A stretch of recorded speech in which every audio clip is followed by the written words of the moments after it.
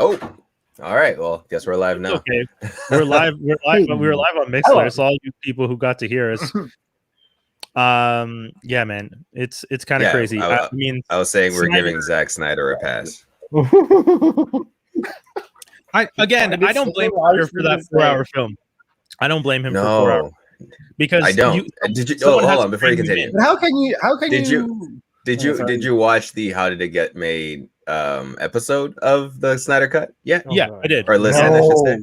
Okay, I did listen to it. I agreed with everything they said, and it's the same thing we said last week, which is like, if you're gonna give someone 4 hours to tell a story, and they also said, yeah. Did you saw what they said about the Batman versus Superman and how Batman versus Superman Unlimited extended cut was better than the theatrical cut? Yeah, and they're just like, it just seems like Snyder is the type of person that needs his needs 4 hours. And to me, I don't think like that just doesn't make sense. I'm sorry, I'm not going to give a director 4 hours to make a film every time. You can't. Is Batman versus Superman extended cut also 4 hours? It's 3.5. It's probably like 3. Yeah, 3. It's like longer than Endgame. And I'm not down to give a director that much time every time. But what do you mean by you can't blame him though? Because it's not like he did it for the money or anything. He did it purely because he wanted to. No, I can't blame him because the studio should have said, if you're going to deliver this, we're going to let you do whatever you want, but you can't don't give us a 4-hour fucking product. They shouldn't have brought Whedon in and have him change the tone. None of that should have happened. No, they should have. Yeah, but they should have just fucking ridden the ship and gone down with the ship. If they never did that, then Whedon would have never gotten to Wild Exposed. So that's he would have eventually. They always got. He would have fucked up somewhere else. Yeah, they all get exposed. Yeah, but no, the one thing Whedon did do completely wrong was try and change the identity of the film with this humor but not humor film. But he was told to. Again, that's one of the things. I don't blame these directors for Warner Brothers giving them fucked up directions and telling them they brought Whedon in. First of all, they did Batman versus Superman, which is where they went wrong first. Period. Yeah, exactly. Then it didn't have the right tone. So then when it came time to start Justice League, they're just like, oh, we got to get this touched up. So then they sent them in to rewrite it. It still didn't meet the tone they wanted. They had Whedon come in. Then Snyder had to step out because of the family stuff. So then Whedon took over. That's all studio. That. Yeah. See, this is my thing. Whenever people complain about Kathleen Kennedy and Lucasfilm and J.J. Abrams and all those guys not making Star Wars the way people wanted Star Wars to be, I'm like, why is Kathleen Kennedy getting blamed when J.J. Abrams and Ryan made those films the way they were? Because Kathleen Kennedy didn't give them the direction and say, I need you to do this. I'm trusting you guys. You guys are the Star Wars fans. I'm going to let you guys make these films. Little direction. We kind of want to go in this direction for a few things because we want to expand on the universe, but that's it. The difference with it over at Warner Brothers is Warner Brothers went in, told them we want something lighter, told them that Marvel is doing their thing and making people laugh. Our tone's a little too dark. We got to make it more kid friendly. We got to figure it out. And I feel like that's Warner Brothers' mistake. They've been having that mistake since Batman '89. They definitely made them rush. They made them rush too much, and that was the biggest downfall there. It's like Man of Steel already had a bit of a not the warmest reception, I find, even though it did well in the box office. And they should have taken their time from there and go, okay, let's listen to the people then. Don't listen to them about the freaking Snyder Cut. It's too late now. They should have listened at the beginning, hey, fix your world first before jumping into this league that no one has any there's no stake in it for me as a viewer at all. Well, I just watched it because it's cool. Superman and Batman. It's it's cool to watch, but there's nothing of substance in it anymore. And I don't want the Ayer cut. I know some people are now trying to push for the Ayer cut, but Suicide Squad to do what?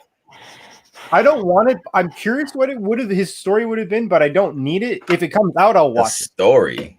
Well, because he always claimed everyone who worked on that project with him, after it got caught up and released, they're like, yo, yes, they're going technically in the same direction to a certain degree, but they're like, the movie isn't the same at all. There was a bunch of over 80% of the Joker scenes that they filmed were not in the film. Interesting. I think there's a lot of things in that was apparently removed. Yeah, honestly, I don't even care about. I don't care. I don't give a Suicide shit. Squad as much at all, really. I'm more curious about the next one. No, I don't even want the next one. Guys, hold on. This said. Let me ask a question. Has the pandemic made us a bit jaded in this sense too? I don't think it's more critical for sure. Funny enough, 100% made us more critical. Remember at the beginning of the not the beginning, but the middle of the pandemic, last time we were saying we watch anything now because I think the cycle has changed though. We're at a point where like we're sick of watching just you delivering just anything to us. Now we actually want that substance again. Yeah. Right. I mean, I feel like from watching all that stuff, we put ourselves in the mind frame of having the more you watch, the more critical you are because the more you start to notice. Dude, and I almost annoyingly notice too much in movies and shows now. Yeah, dude, I watched Godzilla and versus. Did you watch it? Yeah. Oh my god, bro, we got to talk about this. We have to talk about this. Yeah, because Godzilla versus Kong, I have a list of things that I noticed, and I watched the entire movie at 1.5 to 2x. I never slowed it down because I never found it interesting enough to slow down, and I could still nitpick things because I was like, "This is weird. This doesn't make sense. This does." I'm like watching this movie. What I think it is. I know we're not in View the Right Thing. We're just talking. I don't care right now. Yeah, and I have to bounce at for like 50 and 20 minutes again, like I usually do. All right, that's okay. I don't want to go too Godzilla versus Kong or whichever, I forget what it's called now, but it's better than everything else they put out before. 100%. It's better than Godzilla King of better than Kong Skull Island. Although this movie is like honestly, this is a better Snyder cut than Snyder cut was. Yeah. Like they did a good job of building a universe before where Kong exists and Godzilla exists, and then they did a plausible way to bring them together in this movie. Yes. For it to be just stupid, they pretty much accepted themselves for what they were. I think the last movies were trying to take themselves too seriously with this plot, and everyone's like, "We're just here for the monsters, man." Yeah. So I think in this movie, they kind of just cut out a lot of the bullshit plots and everything just leads to Kong facing Godzilla. But by them cutting out the bullshit plot, they kind of made the humans idiotic side pieces. Oh, for sure. And they're all side pieces. This is a kaiju movie. This is better than Pacific Rim if we're talking about kaiju movies. Yeah, it is wild watching the humans kind of navigate through this film because they don't belong. They don't belong. This is the Transformers movie you wanted, where the Transformers are the stars and the humans are kind of like just dodging so they don't die.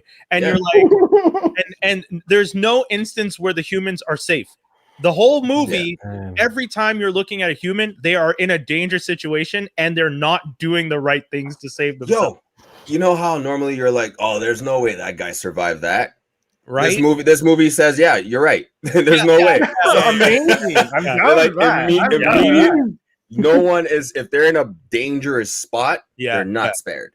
Like, not spared. You're making it sound like a good action movie, though. It is. That's what I'm saying. It's a good action movie, and I'm actually genuinely surprised that they did a better job. So I have only one question then. I didn't like it, but it's not. It was a fun watch. Yeah, I didn't like it, but it's not because it's not a good movie. It's not a fun action movie. I didn't like it because it felt like at times the humans were trying to take themselves seriously in the universe where the humans don't matter, and the humans were making me so annoyed because I was like. They don't matter so much so that this director, every building in Hong Kong, so the final battles, whatever happens in Hong Kong, every building in Hong Kong is super glowy. There's like this glowy, they added like these neon lights to each building. Yeah. And you forget people live in those buildings. Yes. Oh no, bro, they destroy everything, but you don't see anyone running. Maybe one scene of people running away. When Godzilla comes onto shore, there's that scene of people running from him coming onto shore. But and then rest of it is no one escaped. There's no. And you're like, there's no way they evacuated the city in time. Yeah. Like at one point, one of the characters said, "Sir, I sent out the evacuation notice," and you're like, "But Godzilla has already destroyed half the island." What point? That was the notice. No, that's to clear your conscience. So you're like, oh, so people are safe. This is I'm not at all on the same continent as these people, but I sent out the message. So no, they're on the same continent. Well, yeah, dude, that's another thing. Okay, we won't tell me how they're in Hong Kong, but there's barely any Asian people. No. We'll wait. Let me see the movie first. There's so many things I'm curious about. Toby, not yet. Toby, there's so many scenes where I was just like, it's not not even possible to get from that place to that place. So fast. It doesn't even make sense. Yo, this guy's in like the jungle in the Amazon, for example, and they're like, oh, Godzilla's headed to Hong Kong. I'll get the jet. And you're like, there's no way. You're gonna get there from the jungle. and then they introduce like subterranean transport. Oh, the Hyperloop. The Hyperloop, and you're like, but is that connected to the Hollow Earth? And it's like, nope. And it's like, wait.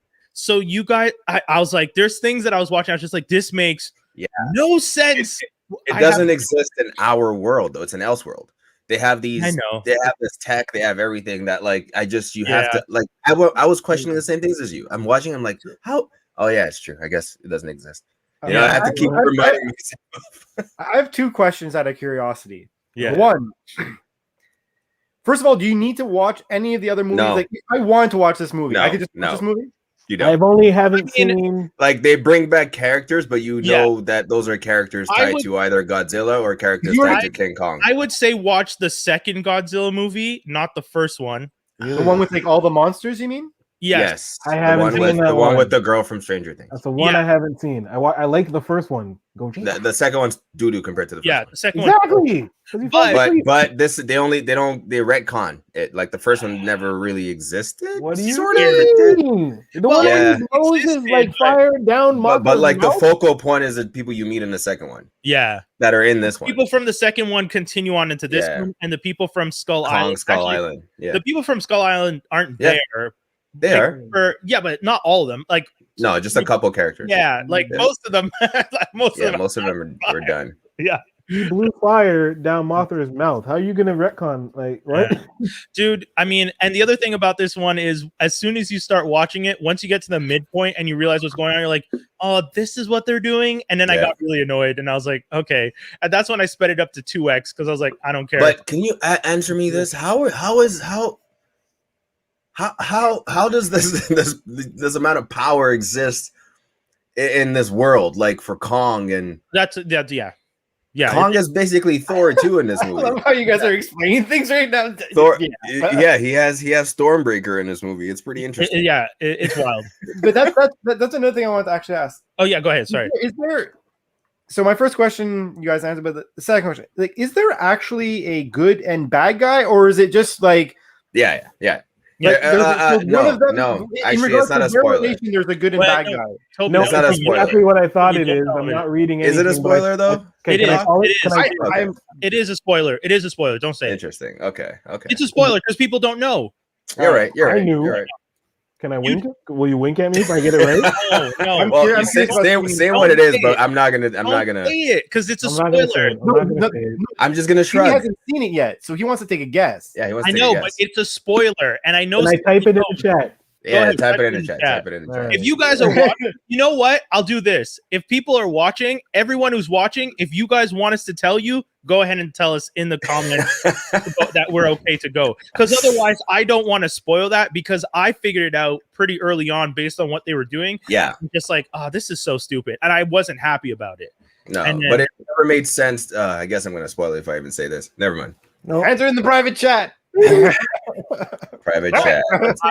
I'm saying, no, you're wrong, but I can tell you since it's a private chat. I'm saying that if people want, okay, so let's see. We're getting the replies. Dave, okay, we're talking about people aren't even okay, so people are not saying go ahead, so I'm gonna say we shouldn't. Dave, don't read the private chat if you don't want to know. Wait, someone dies straight up? Wait, what? Everything's dead. Yeah, everything's dead. That's this is terrible. Okay. That's exactly That's exactly what I thought it was. So that's so actually. If you guys are watching this, the guys they're having a mini conversation in the private chat, which is hilarious. Sorry, I forgot about you guys over here. I don't want to tell people. I feel bad for the people who are watching it and we're like, wait, what's happening? But you know, a lot of podcasts do this, so I don't feel that bad. I will say you just get lost. This is the only time we've ever done this, and it's only because we're trying to save you from spoilers. No, we should do it more. You borderline want to hear these spoilers. I want to have these side conversations. Well, now I can watch the third. Now I can watch this and definitely not watch a single thing before based off. Yeah, you don't need to. You don't need to. You're gonna be like, oh, these people know, but like you don't care about their backstory at all. like at all. At all. So, just because we're getting questions like which chat, we have a private chat when we're doing the show. Yeah, sorry guys. Communicate amongst ourselves so that people can't see. We apologize if you really want to know about the spoiler. Again, you have to write in here in the comments right now. Let us know, and we will spoil it if you want us to. If not, we'll just keep doing the show. I have to actually exit, and I'm going to drop this one bomb before I bounce. Lil Nas X twerking on the devil. Is that problematic? I'll be back. Oh, wow. That's deep. I still have more to say about Mecha Godzilla over here. This guy's dropping. He's like, not this. No. Anyway, we'll get to that. Oh, man, that's great. Dude, yeah. You know what? I saw the thing about the devil shoes, and what do you say? It's not the first. It's not. It's interesting. I don't want to speak out of turn. For those who aren't aware, what is this devil shoes? Oh, Lil Nas X, Old Town Road guy. He's been back with another swing. He's been back. I mean, he's never really left. He's just had a bunch of different singles, releasing singles. And his latest single, he is embracing, who he is. It seems like, because he's gay and he's, showing, but he's also he's out and he's happy and he's excited about it. I like the songs, right? And in the music video, he's ends up at one point twerking and dancing on the devil and licking his face. Yeah, so it's very like sexual in that manner, which sexual and all is fine. I think a lot of people just have an issue with the imagery of him doing it with the devil. You know how people talk about like music industry, you sell your soul and Illuminati and all that stuff. So he's sort of playing into that and also adding to that mystique. And then on top of that, he has a collaboration with this company. So initially people thought it was Nike that was involved. Right. They are Nike shoes with Lil Nas X's sort of design on them. And at the bottom of the shoe, right, there's a little, where the sole is at the bottom. There's actually like a bubble at the back, and there's like blood and red ink or blood. It's supposed to signify that. So they're like devil shoes pretty much. So on top of the music video, and he released these shoes, it's created this whole controversy of people going like devil worship and Christians going crazy, and it's obviously promo. Like, it's obviously to get me talk about me. Like, how else? Like, what else is it? But on top of that, like, it begs the question, is this a real thing in Hollywood? Is he blah, blah, blah, blah, blah? People just have issues with the demon and the Satan imagery that you're feeding the kids. And then obviously you'll have the anti-gay people who also on top of that are, so there's this whole mess of discussion going on right now. Now, Nike, I think earlier today or late yesterday, released a statement saying that it wasn't them and it was this company Mischief. Yeah. And Lil Nas X had a collaboration. And those shoes sold out in about like under a minute, apparently, like the limited edition. I think 500 shoes or something in a minute or something like that. So yeah, that's the state of the world. That's the news that's gripping the nation right now. This is the news. Yeah. It's interesting though, because this devil imagery isn't new. Right? It's not a new thing in music videos. But like, out of all things too, I mean, there's been a lot of other worser things shown. I imagine. Don't get me wrong, it's not worse. I mean, I didn't see the video. Define worse. Define worse. Yeah, define worse. As shocking or as controversial. I mean, have you seen this video yet? I had not seen the video. I just said saying like you're saying that he's just like, and there's been many videos where you like. Yes, there's definitely been many videos. Like, there's definitely many videos where it looks like someone's either and stuff like Satan worshiping or like the pentagram, like imagery, pretty much. Okay. Usually it's imagery though. This is like, I guess maybe on top of that aspect. Maybe not on top of that, there's a sexual aspect to the concept of the video. Yeah. Right. So it sort of elevates it. Now I don't know if it's more controversial than what we've seen before. That's the whole discussion, right? I personally don't care because I don't believe in that stuff and I don't care for that stuff. Be who you are, do what you do, but it doesn't affect me. That's just how I live. Yep. But most people don't, and that's why it's a big issue right now. Yeah.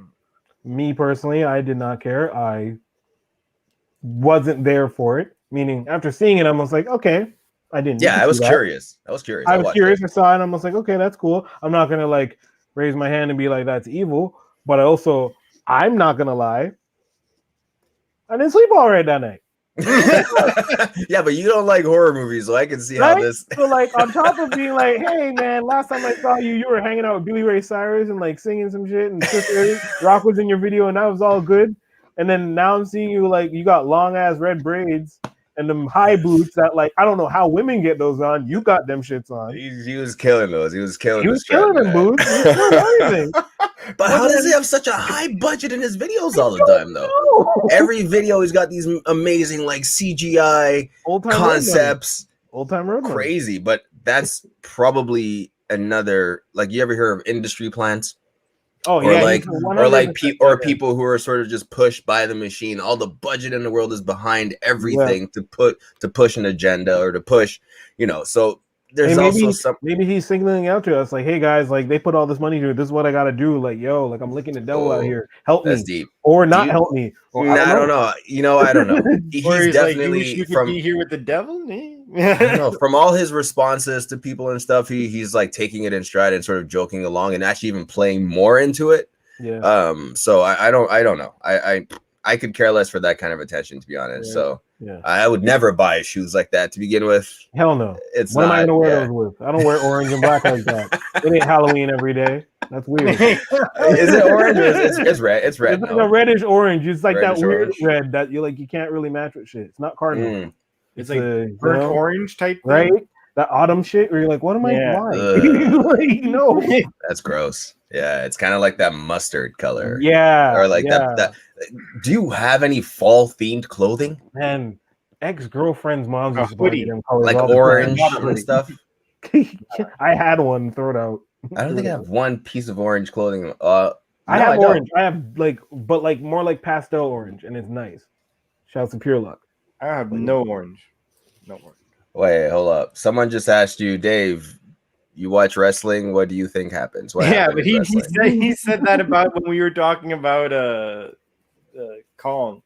Oh, Kong. I was dying and laughing when Jake used that. I said it out loud. Jake is hilarious. I thought it was WWE related, but I get it now. Yeah. The heel versus the. I was asking like who's the good guy, who's the bad guy, and that's exactly when he wrote that. I was like, that's pretty funny. Well, that's what I'm thinking too. I'm just like, who's good or bad? I'm going for Zilla all day. Did you guys? How many episodes of Falcon and Winter Soldier? 2, right? There's 2. There's 2. Okay, we might as well jump into that real quick because I kind of had a couple questions. I thought it was vastly better than the first. Yeah, I told you I didn't like the first episode. No, I thought the first episode was pointless. I enjoyed the first. Right. This even though this one didn't have as much like cool fight scenes, this one murked that episode. Like that was really, really well done, and you got me hooked. Like even when Isaiah was introduced, I didn't know who he was initially. I actually paused. I'm like, I know this is definitely somebody. And then I started and I read. I'm like, holy shit, this is dope. We knew about. I've always known about the original Captain America, Isaiah Bradley. I just didn't know they would incorporate him into the show. That was almost random. Yeah, and I'm assuming he's going to come back and help them in some way. Maybe he still has powers, obviously. Yeah, which is it was pretty dope. It was a pretty damn cool nod, and it was cool to see Falcon react in that manner. Like, wait, you guys never said something about this guy? You're making me believe that was the first Captain America when this guy, a black guy, and then he also talked. Isaiah was like, they buried me, they suppressed me. They didn't let me sort of shine in the same manner as they let Steve Rogers shine, right? Because he was obviously a black guy, and he was more of the experiment. But then was he saying he was before Steve, or was he after before Steve? Really? Isn't he? No, he's after Steve, isn't he? Yeah, he's after Steve when Steve was frozen, but they just never announced him. Yeah, right. Okay, you're right. Yeah. Sorry, that's what I. Yeah, I hear you. That's still same thing. The same kind of like. No, but he was still like, but cool. The whole like that they're incorporating the Bucks and all that, and then you see with what's his name with it's gonna bother me. I don't remember his name. Hold on, wait, give it to me. And it's Battlestar. Oh, there we go. Yo, very good. I wasn't gonna say anything. I was gonna say right before he got a name, I was like, who is this Falcon minus 2.0 or what? No. Like, he's straight from the comics. And then when he said his name, I'm like, okay, but this is somebody else. U.S. agent. Researching him. Neither of them have powers. Yeah, which is I don't know about that. I don't think US do. Agent. I don't think he has powers. I think they do. I think they got not the way he got his ass kicked. No, not yet. I don't think he has it yet. He doesn't have powers. He's gonna get it, and that's gonna make him. And he even said it. He even said it during a news conference when they were interviewing him. He's like, I don't have any superpowers. I don't have any super strength. Like I'm just a guy who's been through it all, and I know what it takes to blah blah blah blah. You know, the stupid America speech. But the problem I have with that is the fact that there's no way you can throw the shield like that and catch it like that at that velocity. Exactly. Ever. That's ripping off your arm. Your arm is either broken or, like you said, ripped off every time. How are you doing that? No, you could maybe throw it, but to catch it, impossible. No. Is there like a magnetic thing in the? No, not on his. No, that. And that guy does not have nothing. Nope.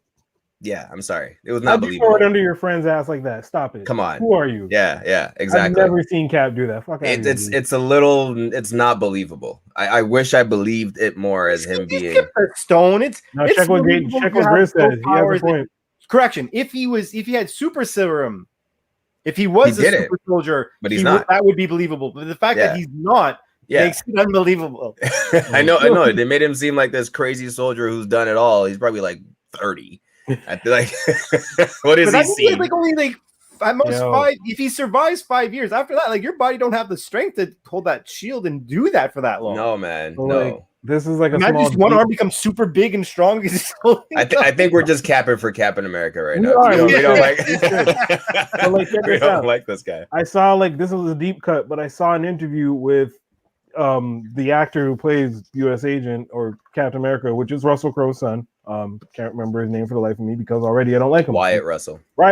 Yes. All right. So this guy on Jimmy Kimmel, and I don't know if he's just trying to be like coy or whatever. Oh no, I hate when they do this. I hate that. Yeah. Mr. Blatantly, like, I'm in the Marvel offices and they're like explaining things to me and they're like, so after Endgame when this happens, okay, so this is where you come in. And then he's like, yeah, and he's like nodding, and he's like, okay, honestly, guys, like you have to explain things to me. I don't know anything about it. And I was like, really? He says he had to ask Sebastian Stan, who is this guy? Where does he come in?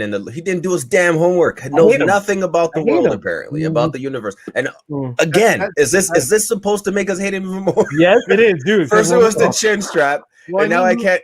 Well, I mean, he is. What's their names? Goldie Hawn and Russ. Yeah, they're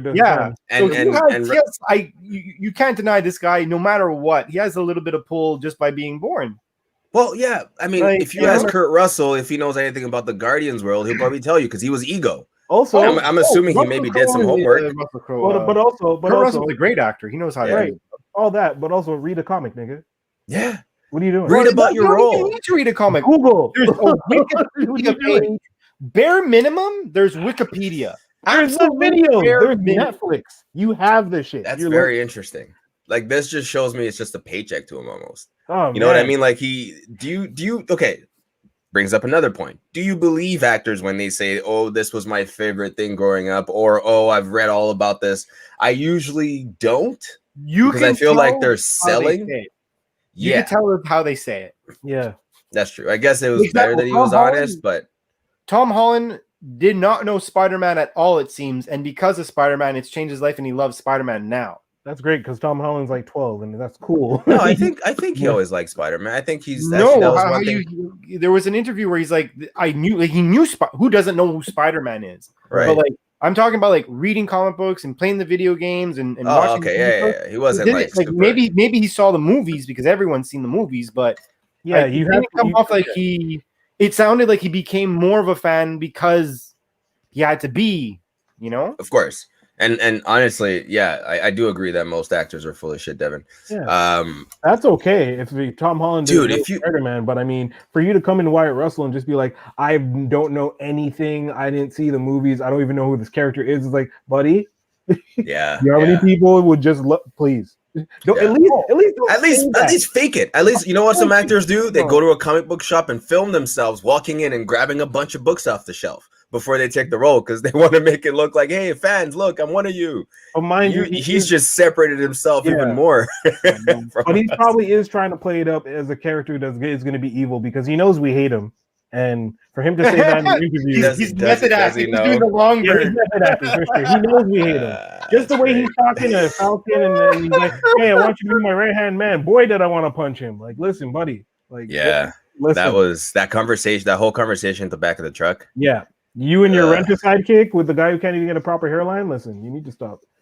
That's crazy. Yeah. But that's something I liked about the character. At least this guy, like you could tell what his role is going to be, and I find he does act it well in the sense of like, yes, I'm Captain America, but I'm going to be the snotty Captain America, and he does a good job of that. I don't know if he's actually snotty or snooty. I don't know if he is. He's backhand comment. I'm just saying a word to summarize backhand comments and giving attitude when it's like, it is my way or the highway or whatever, you know? Like, well, yeah, I guess he's the official guy the government's pushing, so he probably does feel a little more like he is the guy, so he probably feels like he has more say. Well, it's just like when he said about the tech, right? He's like, government's own, we're the government. Like, interaction. I was like, he's not wrong though. Shit. He's not wrong though. He's not wrong.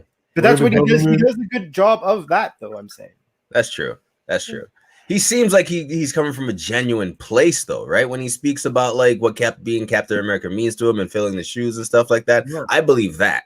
I just don't believe in his abilities to be Captain America. That was the biggest. I'm like, wait, did he lie about before they like fought those guys on the moving trucks? I'm like, oh, he probably lied about not having super strength, and then I saw him get his ass beat like nothing. So obviously he doesn't have super strength and he's throwing a shield like that. I was immediately not sold. And then his partner, I don't know what his role is there. He should have just unfortunately not made it. What else happened in this episode, by the way? I don't know. People sacrifice themselves. If you beat it was funny their relationship counseling moment. I thought that was kind of entertaining. Like that would have been a typical movie spot. You know what I mean? That was a movie spot. This is why I feel like I said it last time too. Because it's only 6 episodes. This is definitely they filmed a 6-hour-long movie and just cut it into parts. So like, it moves like that. And like when he's like, "Oh, we gotta get closer," and like Falcon like he's like, "Yo," he's like, "What?" Like their interaction and stuff. Like I thought it was like. You could already see the brotherly love there that's gonna like eventually become. Yeah, like, it's not like you don't like each other, right? Because I think Bucky's biggest gripe is that Sam gave away the shield when Captain America said, gave it to him, and that was the last piece of his friend. Blah blah blah blah. Right. But outside of that, I don't see a reason for them not to get along. Like, I don't think Falcon hates Bucky. Well, I like seeing some of the post dramatic stress that Winter. Like I like that they're explaining his like the actual methodology of his thinking now through like his actions and stuff. Like it kind of explains a lot of like the other movies, like him going through and saying like I do remember everything, and now I'm completely fucked up for it. And like I like that stuff too. How they've been incorporating that in this episode. Wait, what do you mean? I hope Red Wing comes back. He was wicked in the first episode. Toby saying, "Oh yeah, they're gonna remake the guy, like for sure." Did I say something about Red Wing? No, Red Wing's coming back in this one, right? Like at one point in time, one of those super soldiers grabs it, does the knee thing. I'm surprised that has never been done before. I love Winter Soldier's reaction. He's like, "Oh, I've been wanting to do that," and then takes a punch to the face. I think by the end of the show, he's actually going to get a damn bird. An actual bird with cycling? Not cycling. I don't know about cycling. He'll get a bird. Get out of here. No. I think this was the most plausible. I think this was the most plausible way. A house pet, maybe, but not a. They might make the next one out of vibranium. That I'll believe. Oh, a vibranium bird. That would like an actual looking bird. And he could actually like fight too. That would be cool. What kind of like little vibranium feathers? I said we didn't need the first episode. Well, the first episode, like we did. You did, bro. Sorry. Table setting, quote unquote, like you guys. Yeah, we need to find out that Falcon don't get paid. Who cares about table setting? You could have literally flashed me into a world and said, "Bucky, Sam gave the shield away. New Captain America. This is what's happening." And I guarantee you, we would have not lost a step. What about Sam can't get a mortgage? Whether or not we become what? Sir. I said, what about Sam can't get a mortgage? What did the mortgage have to do with this episode? trying to get some money. He's saving the world. He can't get paid. What do you mean? That's black man struggle. It's like, I bet you it's not coming back. You want to know what else is not coming back? That character who was missing in WandaVision, who Wu was apparently looking for. Forgot about that. So, like, come on, they just drop things in that never become a thing in the future. They do it to throw us off, man. Yeah. That's funny. What about the big reveal at the end? About Baron Zemo. Oh yeah, I mean, I didn't think that was. See, that's not the reveal. The reveal to me is when he's gonna finally be in suit. Zemo? I mean, yeah, because like Zemo, we've seen him in other things. You knew you were gonna see him in a prison eventually, so it's like no. The reveal to me is when he's gonna come out like fully decked out, have a bunch of guns or whatever, kill a bunch of people, and be like, "I'm Baron Zemo." But wait, aren't they going to? They're going to him, right? Yeah, because they need some answers from him. So how is he gonna? How is he gonna? Oh, do you think he's gonna reprogram? Remember, I said that before with the show started. I'm like, somehow Winter Soldier's gonna be reprogrammed in some way. There's like a fail safe in there that he can get back in. No, he's gonna be like Mama, and then all of a sudden he's gonna start kicking the shit out of Falcon or something like that. That's why I'm saying this guy. If that happens in any way, if that happens, Bucky can't be trusted. We do need that tracking device in Bucky at this point. If he can just be used as a weapon at any point. Oh man, I hope not. I hope you did not spoil something by accident somehow. I do not want that. Something I don't know. I will be so upset. I'm like, you already did this in movies and things. We took a long time to get here. I don't want that again. Oh my well, by toy leaks, we already know that Homeboy is going to get demoted to U.S. agent. So I feel like either Zemo's going to trigger him to do some crazy shit and wild out in front of America, and maybe he's going to, I don't know, kill a few people and be like, yeah, sorry, you can't be Captain America anymore, buddy. Yeah, I don't have very many like predictions on this show. Because I'm not as invested as WandaVision. It's a good show. Don't get me wrong. I'm not like this whole. I like. It's a fun watch, but I don't care almost what comes out of it. Did you guys notice though? First fight he's in, right away he's using a gun. Yeah. Oh yeah, of course. For sure. Of course, yeah. No powers. I'll have a freaking bigger gun than that on me. What do you mean? Yeah. I'm fighting. Like, why did he drop in? These guys have superhuman strength. What are you gonna do? Well, I mean, true. I mean, you just have Sam doesn't have powers. He has like wings and guns. Yeah, but Sam has equipment that could protect him. He's good. Although you're right. I actually wish he had some kind of super serum in him too. Just might have to get that. I don't know. Yeah. I don't see these people throwing that shield like that. I'm sorry. Yeah, Steve Devin, me too. I hope we get to see Bucky somehow go a little crazy.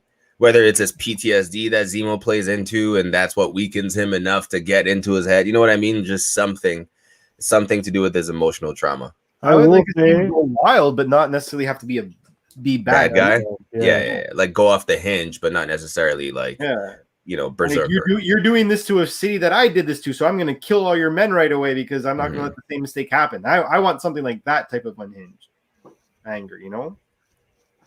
He doesn't have super strength, right? Who? Yeah, he does. He does? Well, he just has the arm. No, doesn't he get? Don't they? Well, yeah, Russia might have given him like their bum ass version of like, the serum that they tried to make. I'm pretty sure that's how Isaiah.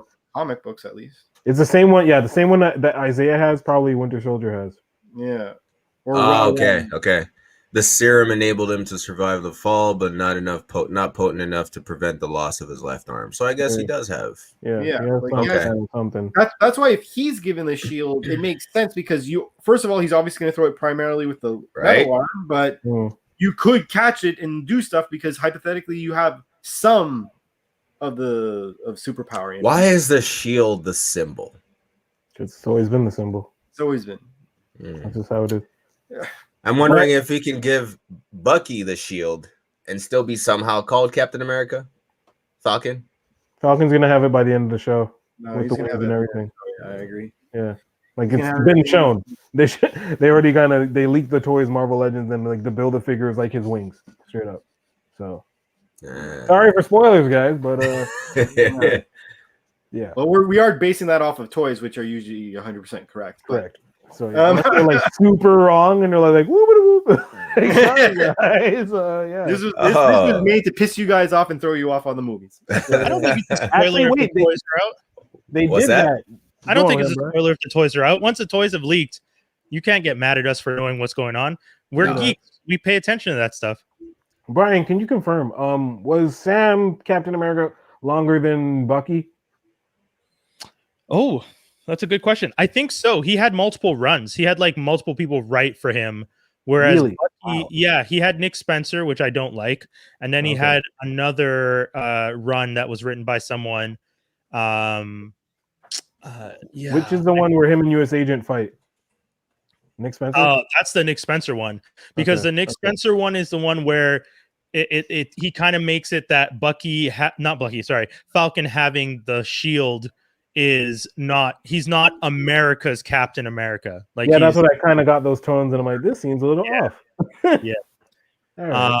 But yeah, U.S. Agent. I mean, I didn't. We're probably going to see it later, but you guys are talking about how U.S. Agent doesn't have powers. Correct, he doesn't have powers. He does get them later on by the Power Brokers, which was a cool nod because that second episode had the Power Brokers, Isaiah, Elijah, Flag Smashers. Yeah, like we got a lot. We got a lot of nods in that one episode, so that's why we're going to be getting a lot of geek stuff. I want a Battlestar toy. I'm not gonna lie. Why? Because you gotta support the brothers, or they're not gonna make them. The other Bucky. The other. Okay. Because he was once called Bucky. Support them all you want, right? Yeah. But why are all, except for Black Panther, why are they all sidekicks? Yeah, well, that's I mean. Well, we know why. What do you mean? Why are they all still sidekicks? Right? If you really want to like look, I mean, they're not still all sidekicks. No, like I understand. Ooh. Like, are you talking about why did Falcon start off as a sidekick? So did War Machine, pretty much, right? Yeah, because they're staying true to the source material, but they're trying to move them away from that. At least I feel now, because Don Cheadle's supposed to be the star of Armor Wars, is what they said, right? Because Tony's dead. Yeah. So if you're going to have Don Cheadle be the star of Armor Wars, if you're going to have Falcon be the star of, main title, Falcon and the Winter Soldier, I get it. I understand what you're saying. But the original source material, they were sidekicks because they weren't even allowed to put black characters. And when they were allowed to put black characters, they couldn't be more important than the white characters. Listen, Cap found Falcon on an island on some shit. Yeah. Right? Did you guys talk about Joaquin Torres? No. Okay. Joaquin Torres, the homeboy who was in the first episode, and that helped him and is like Falcon's sidekick. Oh yeah, in the original, in the comic books, yeah. Wait, hold on. He's in the show, which I think. Quick question: we know Elijah is going to be Patriot, right? Right. Yeah. Maybe in the young Avengers. Yeah. We're seeing the name, but yeah. Does he have powers? Like, is the powers passed down through your children? Powers, but I think he has higher reflexes and stuff. Like, he has something. Like, there's some effect of it that passes down. So, like, if Steve Rogers were to have a kid, I would assume so. I don't see I know in the comic book Elijah's not written to be. I don't remember him being. I didn't read Young Avengers. I'll be honest, but I don't remember the things I did read about him being super soldier based. If anything, I think he has just really good reflexes and stuff like that, but I don't remember super strength. I think he's just fucking courageous. Like, that was one of the things about the Young Avengers team. Those kids are just insanely courageous. Like, they just... Well, I mean, except for Kid Hulk. Yeah. But that's because Kid Hulk was a changeling who was dealing with a whole bunch of stuff, and he's like, he was a Skrull, and now he's like the king of an empire. I don't know. I have to read Empire because everyone's like, oh yeah. I think Isaiah. I think Elijah does get it eventually. Through a blood transfusion, I believe, though. Yeah. Okay. Yeah. So I think so. Yeah.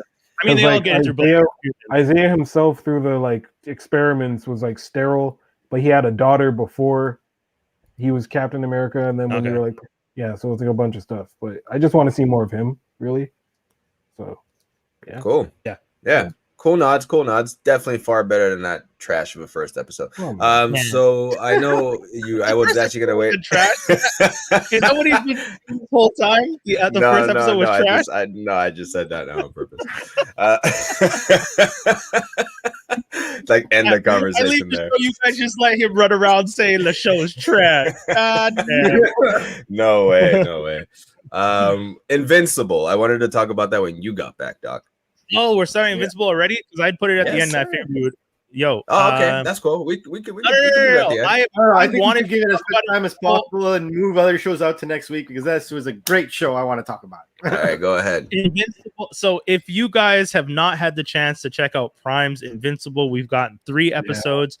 New episodes come out on Friday, but Prime Friday means Thursday for some odd reason. I don't really understand. I don't mind it. I have no problem. That's perfect. That's perfect because I didn't know that. Yeah, so that's a weird thing that they do. Like when The Boys were supposed to come out on Friday, every time I would look on Thursday evening, the episode's up already, and I was just like, "Is it because it's UK time?" Like I don't understand what time zone they base their stuff on, but I was just like, "Whatever, I'm down." So I got to watch the first 3 episodes. I hold on. For those of you listening, I'm showing my compendium, Invincible #1 compendium, because I'm rereading it right now. And you know what? I won't lie. I don't like his costume. It's too kick-assish. Yeah, but his costume is Superman meets Spider-Man. That's what it is. That's why it looks like that. Like the color scheme later. Yeah, he changes the eye because the eye is yellow, and he changes it to blue for a bit. Oh, like Nightwing. Anyway, so I mean, for those of you who don't know, his name Grayson comes from Dick Grayson. That's already nod to. So I and then I just I haven't reread this first compendium in a while, so I forgot that in the first compendium there's a nod to Spider-Man because he gets thrown through portals and ends up in Earth 616, and then he also ends up talking to Batman at one point. And it was just like, oh, snap. They really went all. I don't know if they got permission. Obviously, you don't see the full characters. You just kind of see Spider-Man's foot and you see Doc Ock getting hit by Invincible as he's thrown through the portal. And then you see Batman's hand with the gauntlet, the famous gauntlet that can now act like Wonder Woman's gauntlet, but that's a whole other conversation. And you see Invincible sitting on the floor and he's just like, listen, I get it, but you're telling me your name is Bat. And it's just like, that's not really creative. And he's just like, it's okay. I've had this conversation earlier today with someone else. And then it's like, oh, this was the Spider-Man conversation. So it's pretty cool.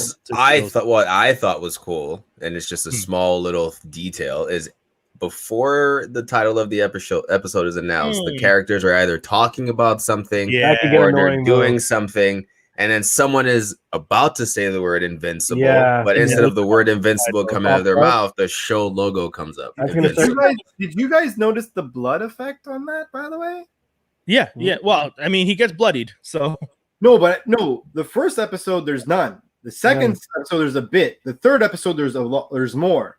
Oh yeah, I didn't pay attention to that detail. I'm sure if you go on Skybound's website, there's a version of the logo, like a T-shirt you can buy, that is completely covered in blood, and I think is that's what the last episode leading up to. I'm wondering where they end the first season, because I mean I've read the first compendium, I've read the whole series, the first season probably ends with the dad beating him the hell up. I don't think I feel, because like you said, they've skipped over a lot. Like these first 3 episodes skip over a lot of stuff. Like I read the comic again and I was just like, oh my god, him killing spoilers. If you guys haven't seen it, if you haven't seen it, this is a spoiler. We're talking about Invincible. It premiered on Prime. It's been about a week, so we're just spoilers all around. But what the main story, for those of you who don't know, it's about a mild-mannered young boy who finds out that his father is essentially the Superman of this universe, Omni-Man. And he's been told by his father that one day you may potentially get powers like me, and he grows up waiting for the day when he'll have his powers. Finally gets his powers. His dad's like, bong bong, let's do this. Let's go get you a suit. Let's go do some superhero shit. Let's go run the city.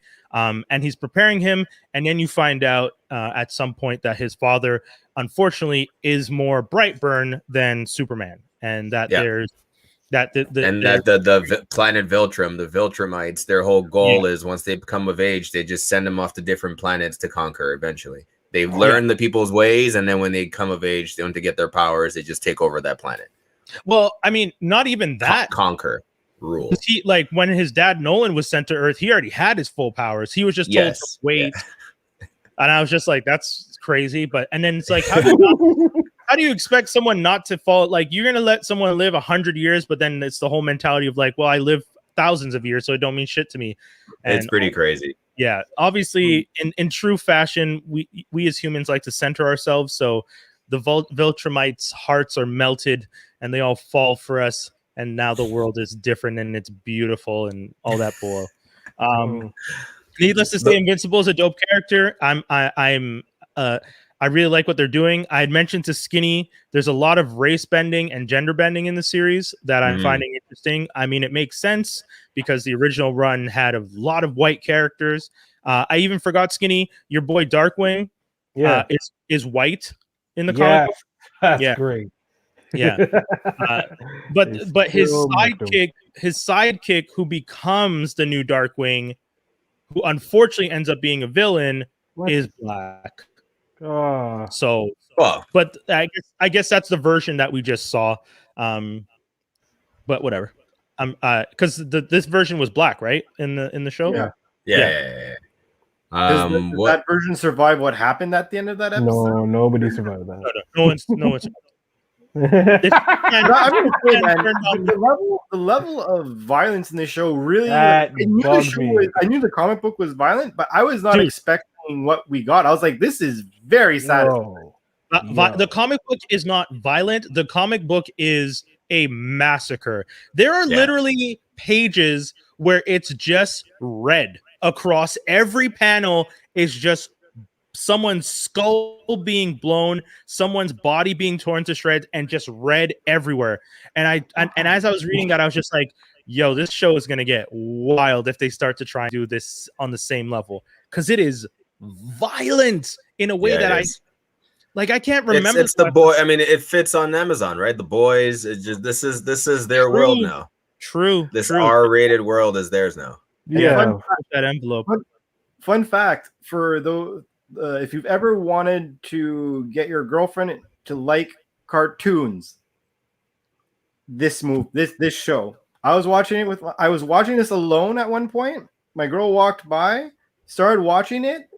When the first episode ended, I didn't know there was a second episode. She noticed and she's like, "So yeah, we're gonna chill here and watch this." I'm like, it's because it's mature. It's got a mature tone. Yeah. It's essentially The Boys but animated, so it's a good way to get them in. And she was like, "You have other things like this?" I'm like, and the wheels have turned. Not like this though. I don't know. I don't think you'll find other things exactly like this, but there are things. She will definitely like the DCEU. DCAU, sorry. Yeah. Not DC. The DCAU. What about the voice acting? Amazing. On point. My God.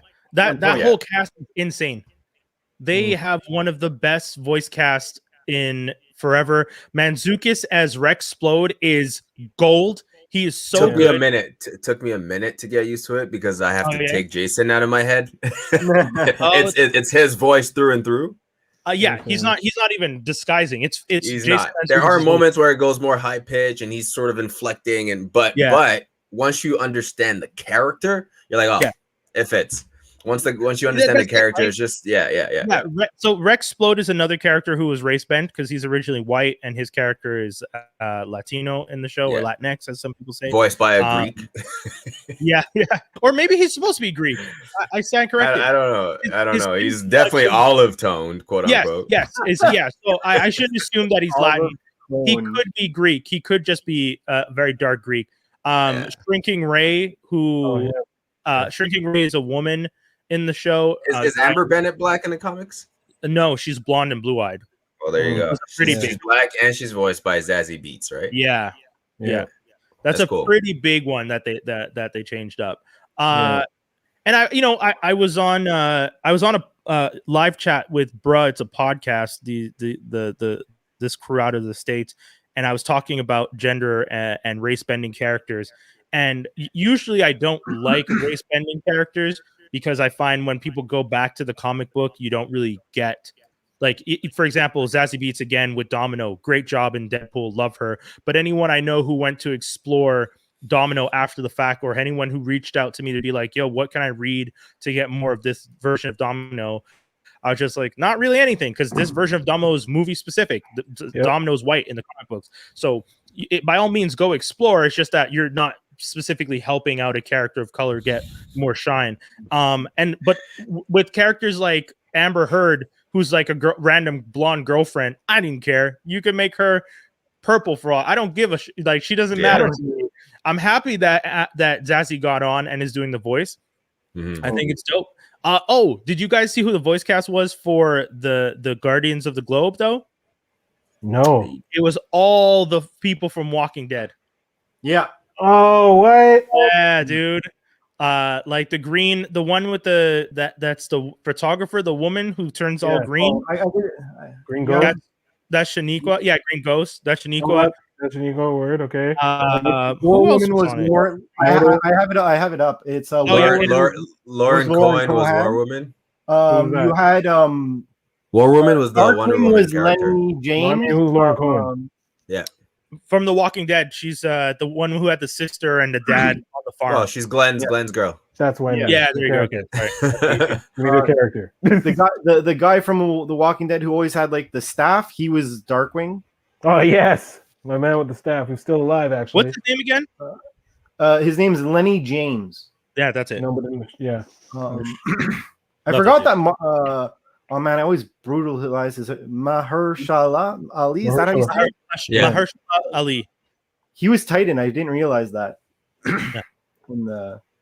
I think my favorite thing, and I posted you guys, is the name of the high school, Reginald Vell Johnson High School, and he voices the principal.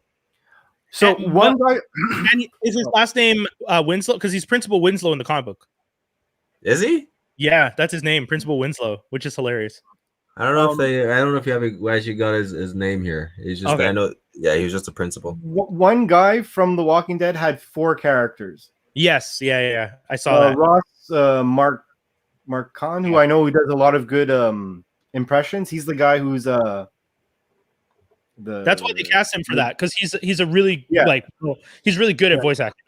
He's the one who his lover, who's the blonde guy, dies in like almost a second, like first time after they meet because they're separated in The Walking Dead. You're speaking gibberish at that point to me. I just know they're on the show. Oh no, I forget how to. I don't. He didn't have any major. When I was watching, nothing major. The last time I watched The Walking Dead, Glenn was being killed, and here I am watching. Wow, okay. And Invincible. That's I gave up on season 8. That's when I he did Immortal. Aquarius, I think most people did actually right after Glenn died. Yeah, I know a lot of my friends dropped off. They were just like, I'm not watching the show anymore. When they were going up against the dumpster people, and home chick was a chick from the Resident Evil. Yeah, there was like they were in the dumpster. That's when I left. I was like, nope, gotta go. Sorry, Walking Dead. Okay, sorry. I thought we left it and we stopped watching. Yeah.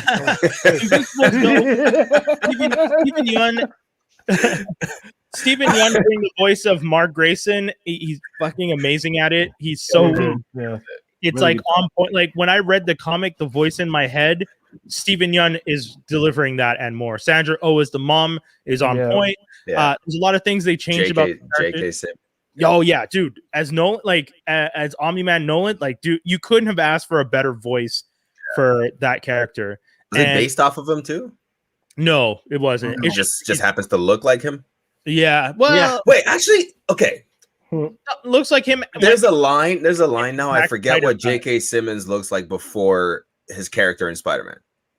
You know what I mean? Like the hair, the gray, exactly how it is, the head shape. I only see Triple J.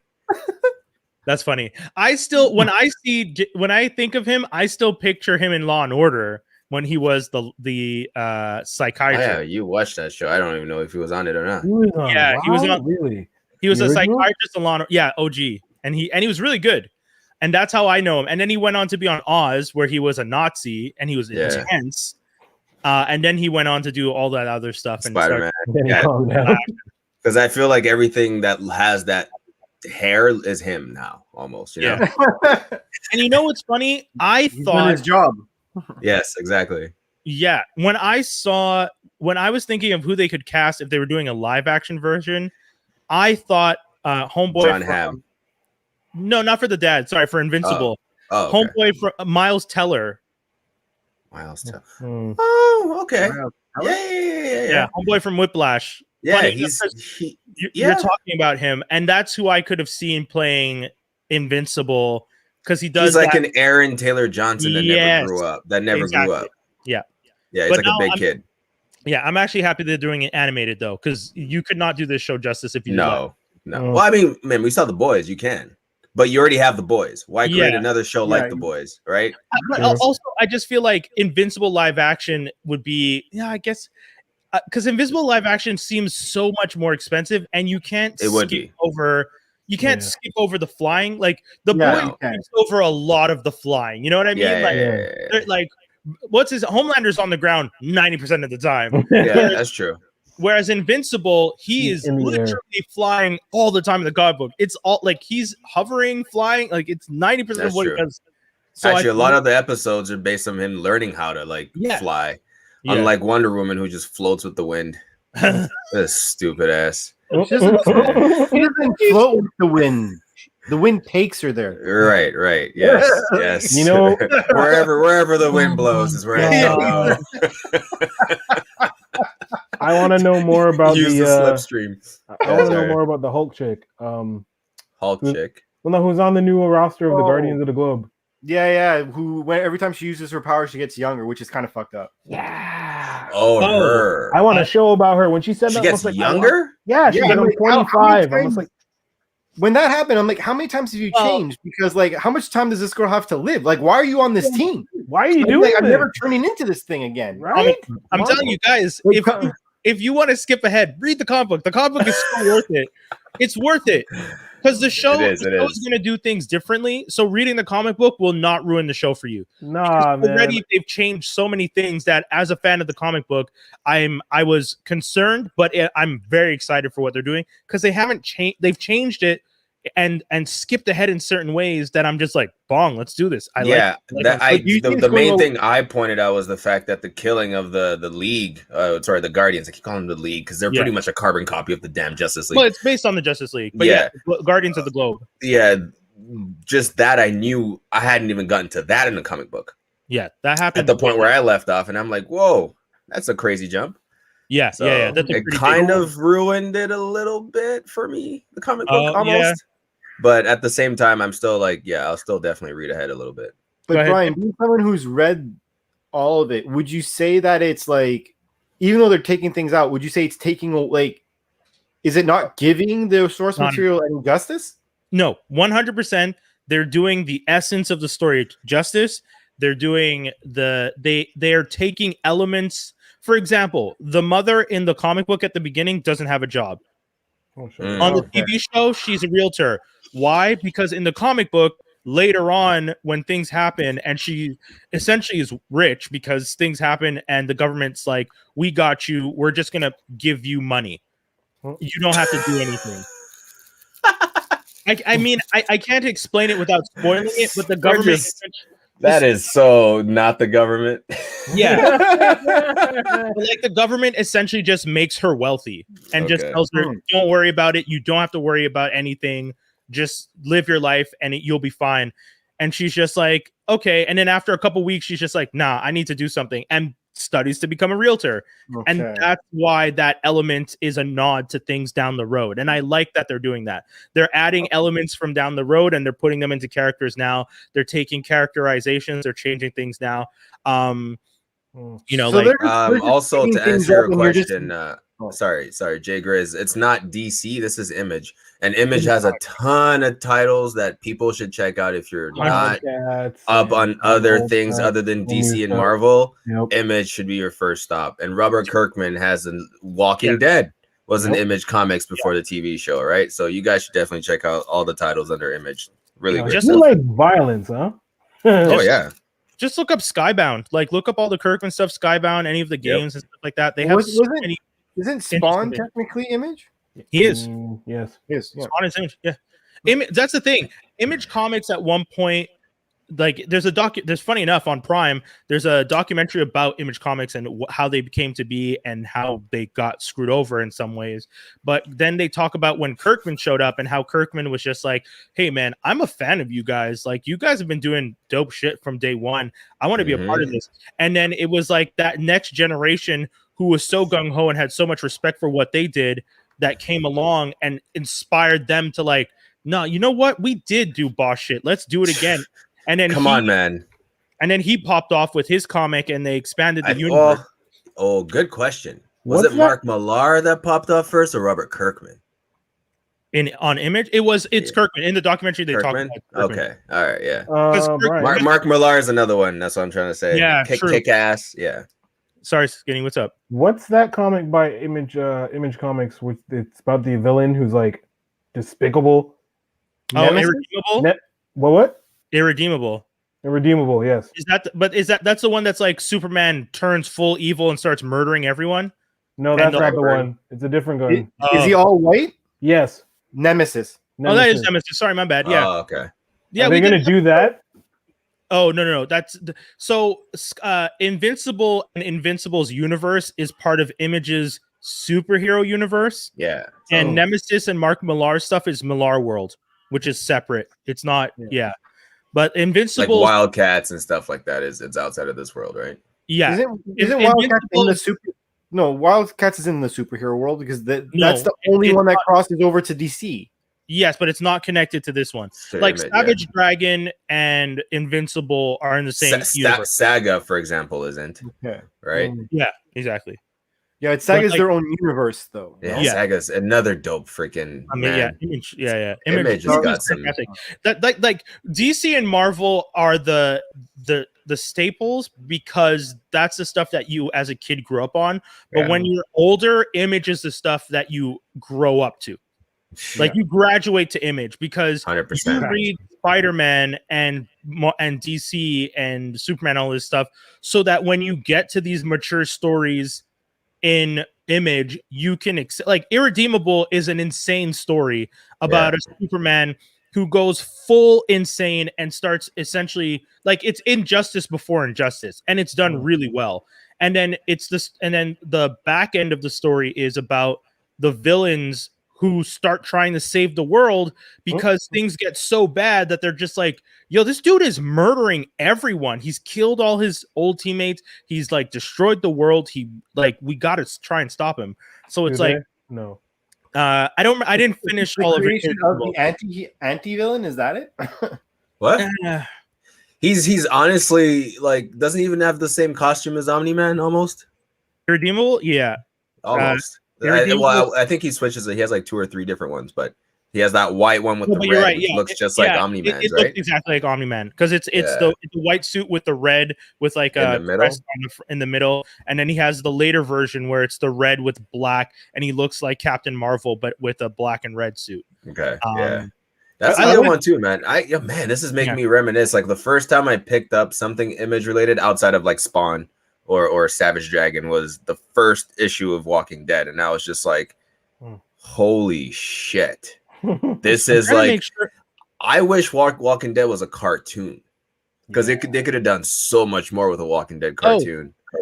I just want to, because that's what I was trying to remember. Irredeemable was actually on Boom Studios. My apologies, but it is of the nature of the type of stuff, like I was saying, that you graduate to. Like if you, for example, you can't start a kid off on Irredeemable, and you can't start a kid off on Invincible. You would never, but you could put a kid to read Spider-Man, and then when he reads Invincible, you see Spider-Man in the early issues of Invincible, and you're like, oh, I get it. And then that's when you could graduate to something like Irredeemable, because Omni-Man is the story of an irredeemable character that evolves into the next phase of that story, which is the Plutonian is even crazier. There is an age limit. I think you're right. Like it comes down to age and maturity at that point, right? Yeah. Like I can't. Yeah. You can always go back to Spider-Man or Superman. Sure. That, but yeah, at a certain point, you do need to graduate. Yeah, I would definitely suggest graduating to Image Comics at some point. Yes. Yeah. And Boom Studios also, Boom Studios tells like some cool stuff. They have some wrestling comic books that people should check out. They've done They do the Power Rangers one that people were really freaking out about at one point. Like Boom's done some really cool stuff. So, again, writing comic books has always been this. Reading comic books has always been this cool thing that we got to do when we were kids and teenagers, and we got to experience these characters. And now that we have these movies, we're watching all this stuff. We have Falcon. We have this universe that's being built. But man, like some of the comic books, if you guys are fans of these movies and everything, go and read some of the comic books we've talked about today, because you will see that there are even wilder stories when the good and evil aren't always so easily seen. Yeah, right. Exactly. Yeah. Like that gray area that Marvel and DC touch on, but never really go in. Like Magneto is them playing in the pool of questionable morals. Mm-hmm. Yeah, it's true. I guess DC and Marvel are always trying to there's an audience they're trying to play for, whereas these don't have an audience. They're just this is what happens in the real world. We're just gonna go ahead and tell you what we think this could look like in our world today. Yeah. Well, it's more, one is you're trying to tell a story, and because you're trying to tell a story, there's going to be a good guy and a bad guy. Whereas the other one, it's more like world dropping. You're dropping into this world and observing. Yeah. Which is which? I think DC's more of they're trying to guide you, whereas I find the other one that you were describing is more like dropping you in a universe, and because you're seeing through all the perspectives. Yeah, it's really your personal decision whether or not it's bad or good. Whereas DC, Batman is the good guy, the Joker is the bad guy. Right. Whereas the heroes here can always be questionable in some decisions they make. Dude, Invincible, the whole time you're reading Invincible, you aren't sure that everyone's a good guy. There are times where people make bad decisions and do really evil things. And even in the last episode of the show, again, spoilers for those of you who want to watch Invincible, but at the end you see Robot doing that, the Mauler twin. Yeah. Again, that's a huge skip ahead, because that happens in the comic book 38 issues in, and they're doing that in episode 3. I question, I'm so the robot's bad? Or is this another thing? Is the robot supposed to prepare the team to take on massive threats? So is this one of the he's what we're afraid of, a quote unquote AI being? People are like, AI is gonna come and it's gonna make these decisions because it thinks it's for the better of the people. Even though it's like dropping a nuclear bomb. Or this robot might think that in order to get the team prepared, they need to face bigger threats, and he might just be like, this is a gauntlet that they need to pass, whereas it's not something a human would do. Yeah. And as someone who knows what happens, I'm interested in seeing how and that answers to what you were saying.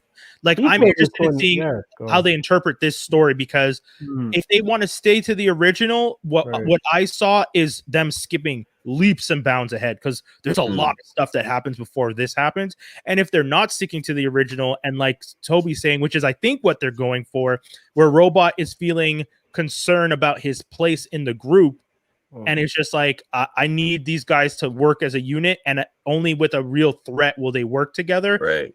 I'm going to release these two, and let's see what happens. Speaking of these two, he just killed him, no problem, and because they don't like each other. They don't like each other. The one that he killed is supposedly the clone. For all you know, he's actually the clone and just thinks he's what I mean? But is he going to come back? I don't think come back with another clone. In the comic book, they keep, weirdly enough, cloning back and forth. There's a clone, and then there's the original. He has the clone. You never know which is which. They constantly argue about it, and then at one point you finally get to find out. You find an original, and the original is scarred, and he creates a clone, and then him and that clone start arguing, and it just keeps going and going. Their relationship as they explain it at one point, it only works if we don't know for sure which one is the original. And they like not knowing. They revel in that relationship. And it's weird, but it's funny. I love it.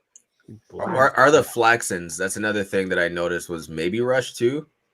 How often the Flaxons attack. Yeah. Isn't that something that's dragged on too? Or in the comics? They're a recurring threat in the comics. Yes. I'm led to believe.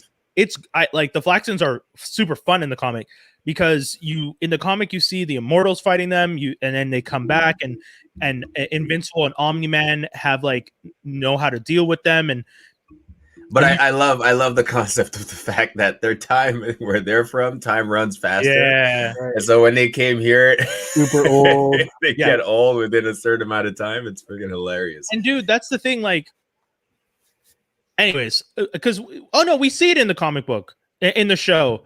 What? Right? We see what Omni-Man does when he gets pulled in. He beats the entire world. I feel so bad for him. Dude. Dude. He does like that's one of the things I like about the show. The show is giving you a glimpse of how evil. Omni-Man is, like already, like right off the bat. Yeah, which is Superman wouldn't go in and murder an entire planet just because they came to Earth. Omni-Man goes in and just like, listen, this planet is mine, don't touch, and wipes out these people. And it's like, oh my god, wiped them out. He flew at a sonic boom to cause nuclear. Like, come on, that's crazy. In the that's quake putting of thought into it. You're creative at that point. That's where you're taking. That's your gripe with this. The fact that he's enjoying himself while doing it. Like, you know, he is. And then at the point he has a big rock holding up, and he's like, "So send me home. Open a portal." Yeah. Okay, so he's not invincible because he got beaten to a pulp. In the comic book, maybe he's a bit more powerful than. No, you're right. He's not invincible, but like one of the things I actually I don't want to. That's a spoiler. I won't say anything. Okay. All right. Because I like the fact I'll tell that you guys off the show because I don't want to spoil it for people. But this is the level of power I wanted Superman to have. Still be vulnerable in some way, that you have to be smarter about how you approach situations versus just like nothing can beat me and touch me. I can kill all of you. If all of the Justice League teamed up on Superman without kryptonite, they'd be dead. They'd be rubble.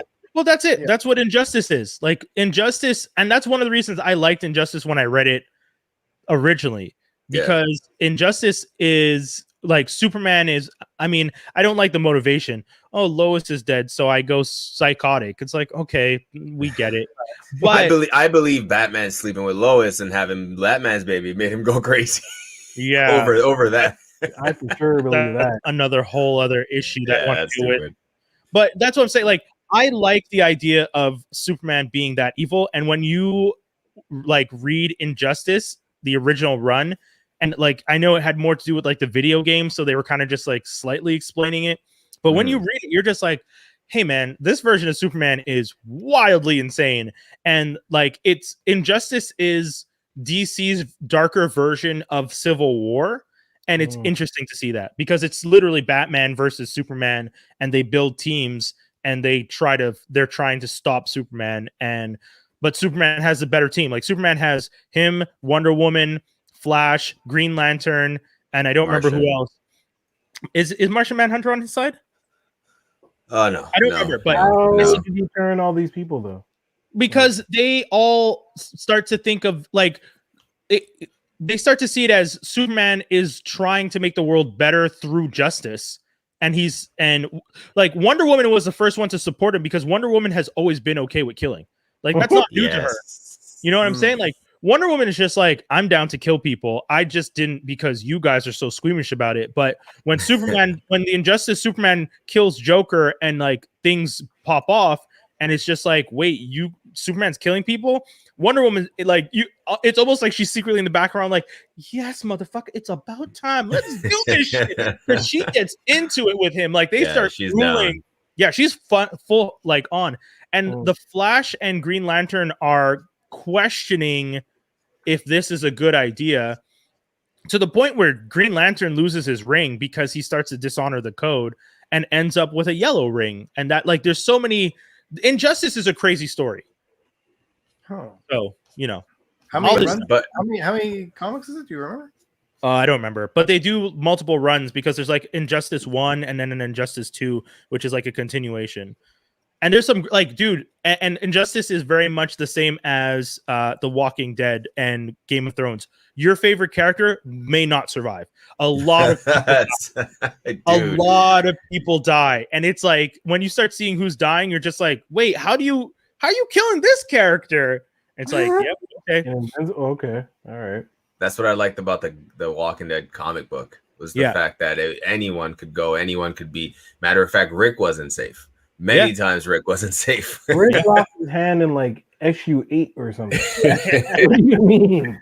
And they regretted that. I read all like they're always saying in interviews, they're just like, that was one of our biggest regrets. Because he looks stupid. We took his hand because we didn't know how to write stuff, because they themselves didn't know how to write for someone who'd lost a limb, and they were just like, why did we do that? We don't know how to write this properly. Like, how do we make it make sense? And so it's interesting. What was the son's name again? Carl. Oh, Carl. Carl. That's true. That's true. Man, it was even more graphic the way he lost his eye in the show, in the comic books, than it was in the show. Remember when TJ got eaten? Who? Remember what was it? T-Dog. Sorry, T-Dog. Remember when T-Dog in the show, he got eaten for Carol?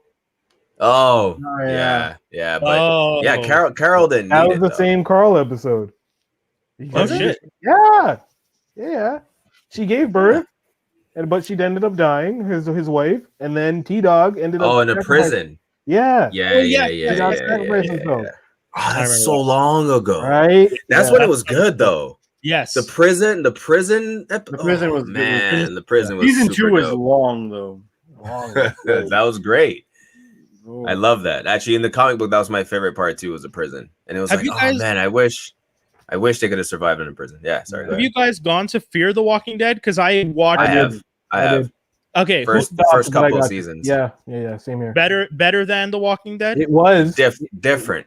Different, yes. That's fair. I don't know if it's better.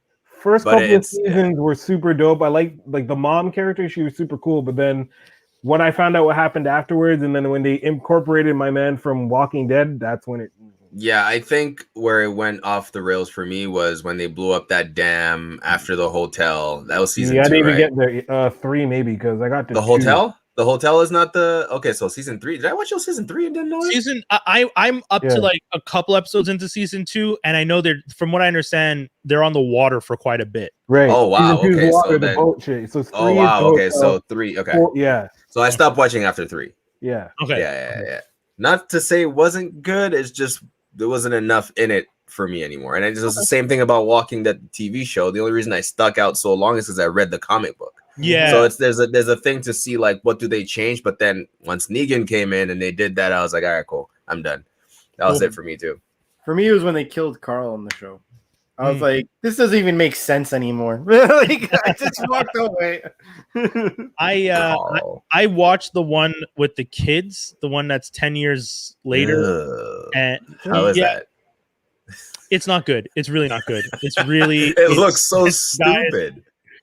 It's you know how bad it is? It's like when you go into a bathroom and someone didn't flush. It's like that. These are like the kids who grew up, like, all the babies being born during the Walking Dead and stuff like that. Like, they didn't know any world before that. So these are the kids who only know the zombie world. Yeah. Like, they were 5 or something when it started. They genuinely don't know. They don't remember most of the world before, but called Beyond World Beyond. Yeah, the World Beyond. Like that. World Beyond. Yeah. Wow. It's bad. It's not fun. It's not interesting. The motivations behind characters feels stupid. Empty. Yeah, who cares? This is your world now. It also who cares? This is your world now. It's also not smart. Like, they're kids and they're making kid decisions, and they're being manipulated so easily by the people, the adults, and this governing organization that essentially runs the world now, because like the people in power have taken over and have like figured out a way to survive in this world and to keep resources rolling, but they have to rule with an iron fist, and they're manipulating things, and you're watching and you're just like, this isn't fun. It looks dumb. Yeah, it wasn't. I only watched it because I was just like, well, maybe the kid version won't be as bloody as Glenn's death. And then I watched it and I was like, I would rather watch Glenn's head smashed in than watch this. Wow. I get it. I don't want anything to know about this show then. I feel you. Yo, Skinny, I saw you watch Bad Trip. Oh man, I'm so happy other people are able to watch it, because I watched it when it first came out and it leaked on Amazon. Like, Amazon had it on for like a day for some reason, and I watched it and I was like, oh, this is like I was laughing so hard I was crying. This concept wasn't a thing before. Come on, I don't understand. Like I laughed so hard at this movie. These are free actors. Like it was so freaking well done. Shout to Danny. It's a Danny pick. I was reluctant to watch this movie because you're not an Eric Andre fan. I'm not an Eric Andre fan. Not okay. I think most people aren't. I'm not. I like him. It's just I started off with this show. Eric Andre show was a little too much. Then I tried to stand up, and I was like, nah, this is too much. Like it was just too much. He's a little crazy. But then in this movie, it was just like, it was Tom Greenish, but it was like, I'm too old for it. Like I can't take the constant noise and whatever. So, but then this, like, it was a perfect mix. And then just some of the shit they were doing, I was just like, knowing that it was real, and the people in the background don't know what's happening because they show you the different scenes, and they probably pick the best ones. But imagine that, right? And then they pulled the story together. The fact that they pulled the story together after that, I was just like, listen. My favorite character is the woman in the restaurant that was getting into it with Tiffany Haddish's character. I don't want the old black lady that was getting super into it. Oh my god. Okay, wait, so this is not a real. It's not a scripted. It's like it is scripted, but not loosely scripted. It's a scripted prank show movie. It's Jackass with a script. It's Granddad. Like Johnny Knoxville made that movie where it's like there's a story of them traveling, but it's like bad grandpa or whatever. Like it's that, it's in the same vein. Okay, so well done. Yeah. The beginning where you know how if black people see someone running, we run. Yeah. That part. The girl in the where kitchen. The girl runs out.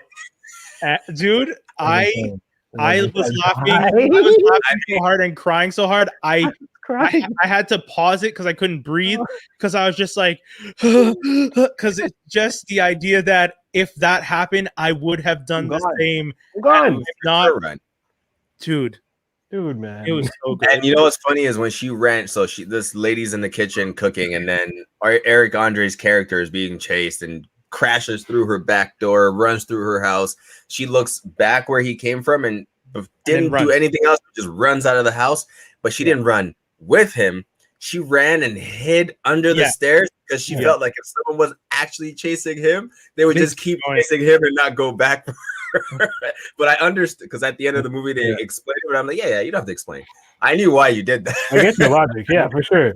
That shit killed me, man. It was so good. That was good. The blender, the mall shit, everything in the mall when they're doing a little dance. Like, prank shows, right? Usually it's like people are unsuspecting, and then at the end of the prank, you're told it's a prank. Yeah, but you don't see the part where people are told it's a prank. It's like they still leave to you unaware of it being a prank. So these are real people. And obviously they have to sign a waiver later on because you can tell people who didn't sign the waiver, their faces are blurred. But the people who did and are part of the main story, they're just regular unknown people. It's awesome, man. I'm just happy my girl was in it. A lot of things have to fall in line though, right, for this to work.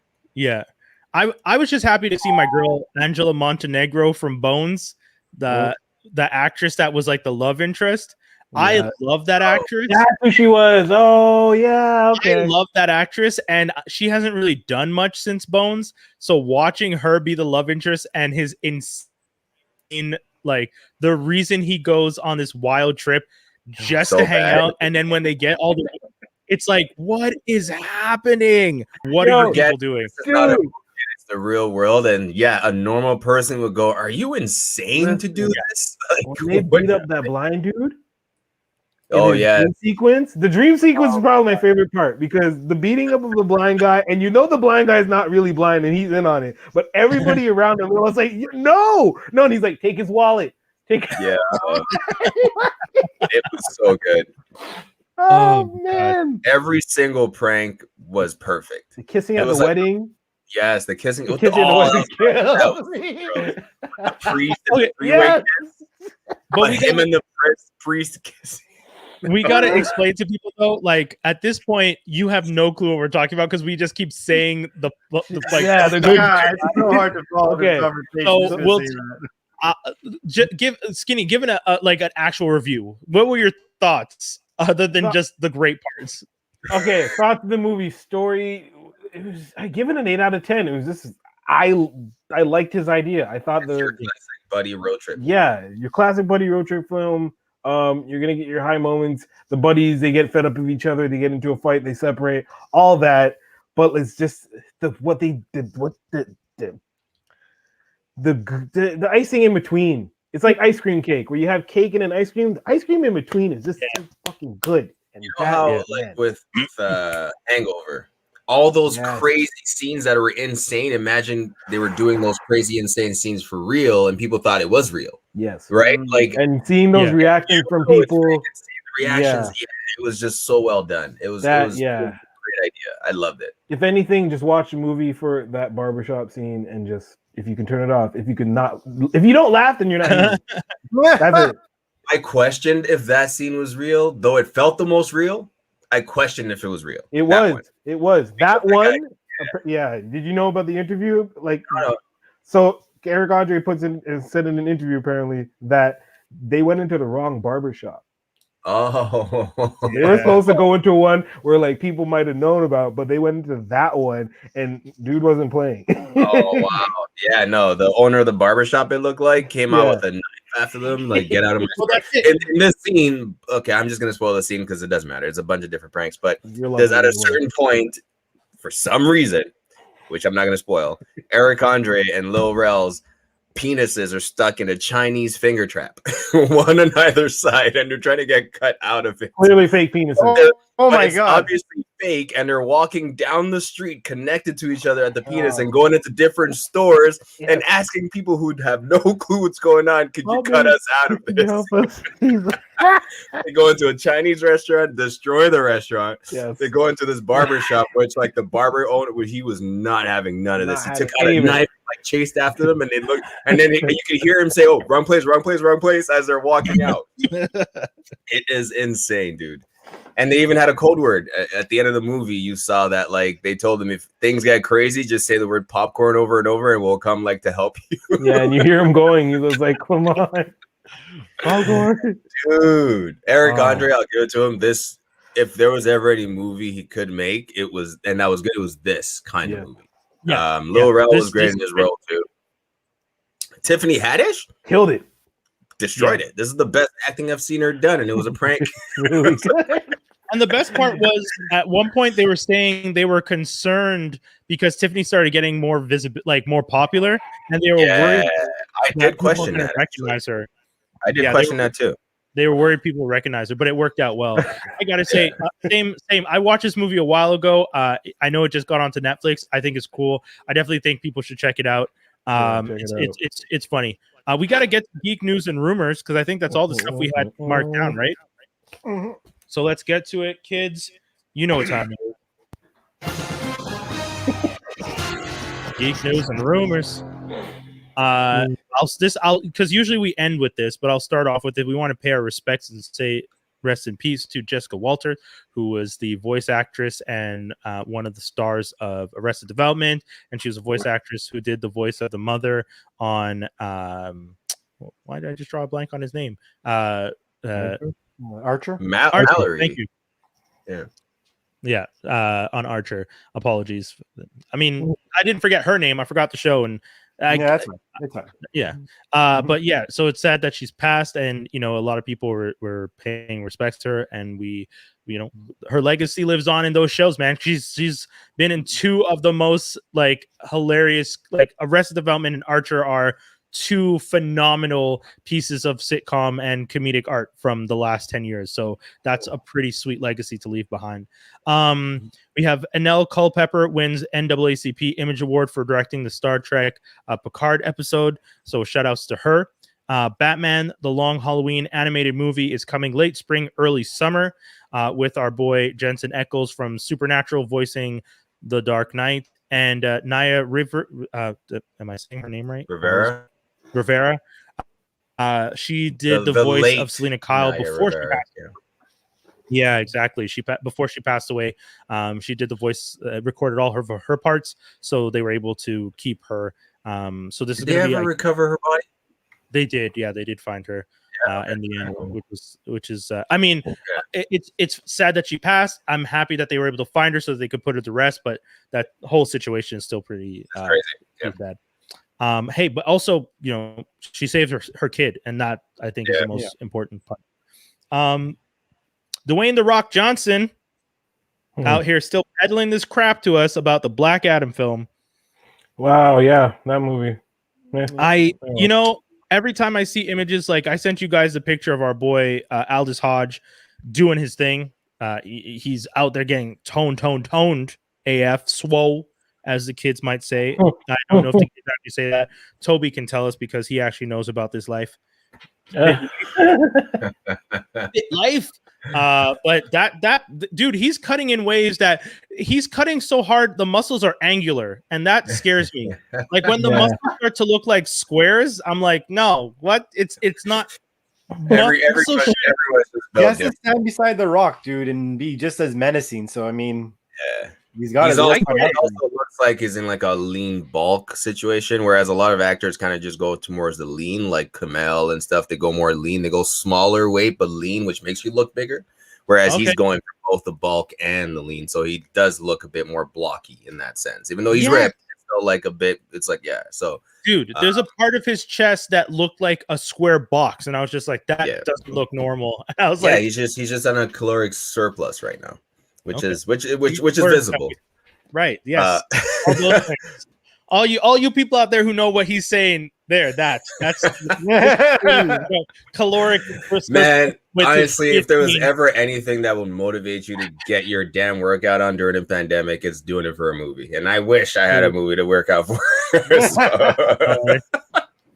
That's great. I'm gonna call up The Rock and get myself cast in a movie.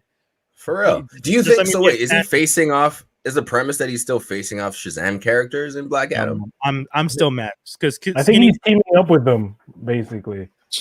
He's teaming up with. Oh, he's supposed to be good. He's a good guy because in the current Justice League run, they just showed like for DC Frontier, Black Adam's a good guy. So I believe in this preview, The Rock kind of basically said that Black Adam is a good guy, and he's more or less like an anti-hero, not so much like, oh, I'm straight murking niggas.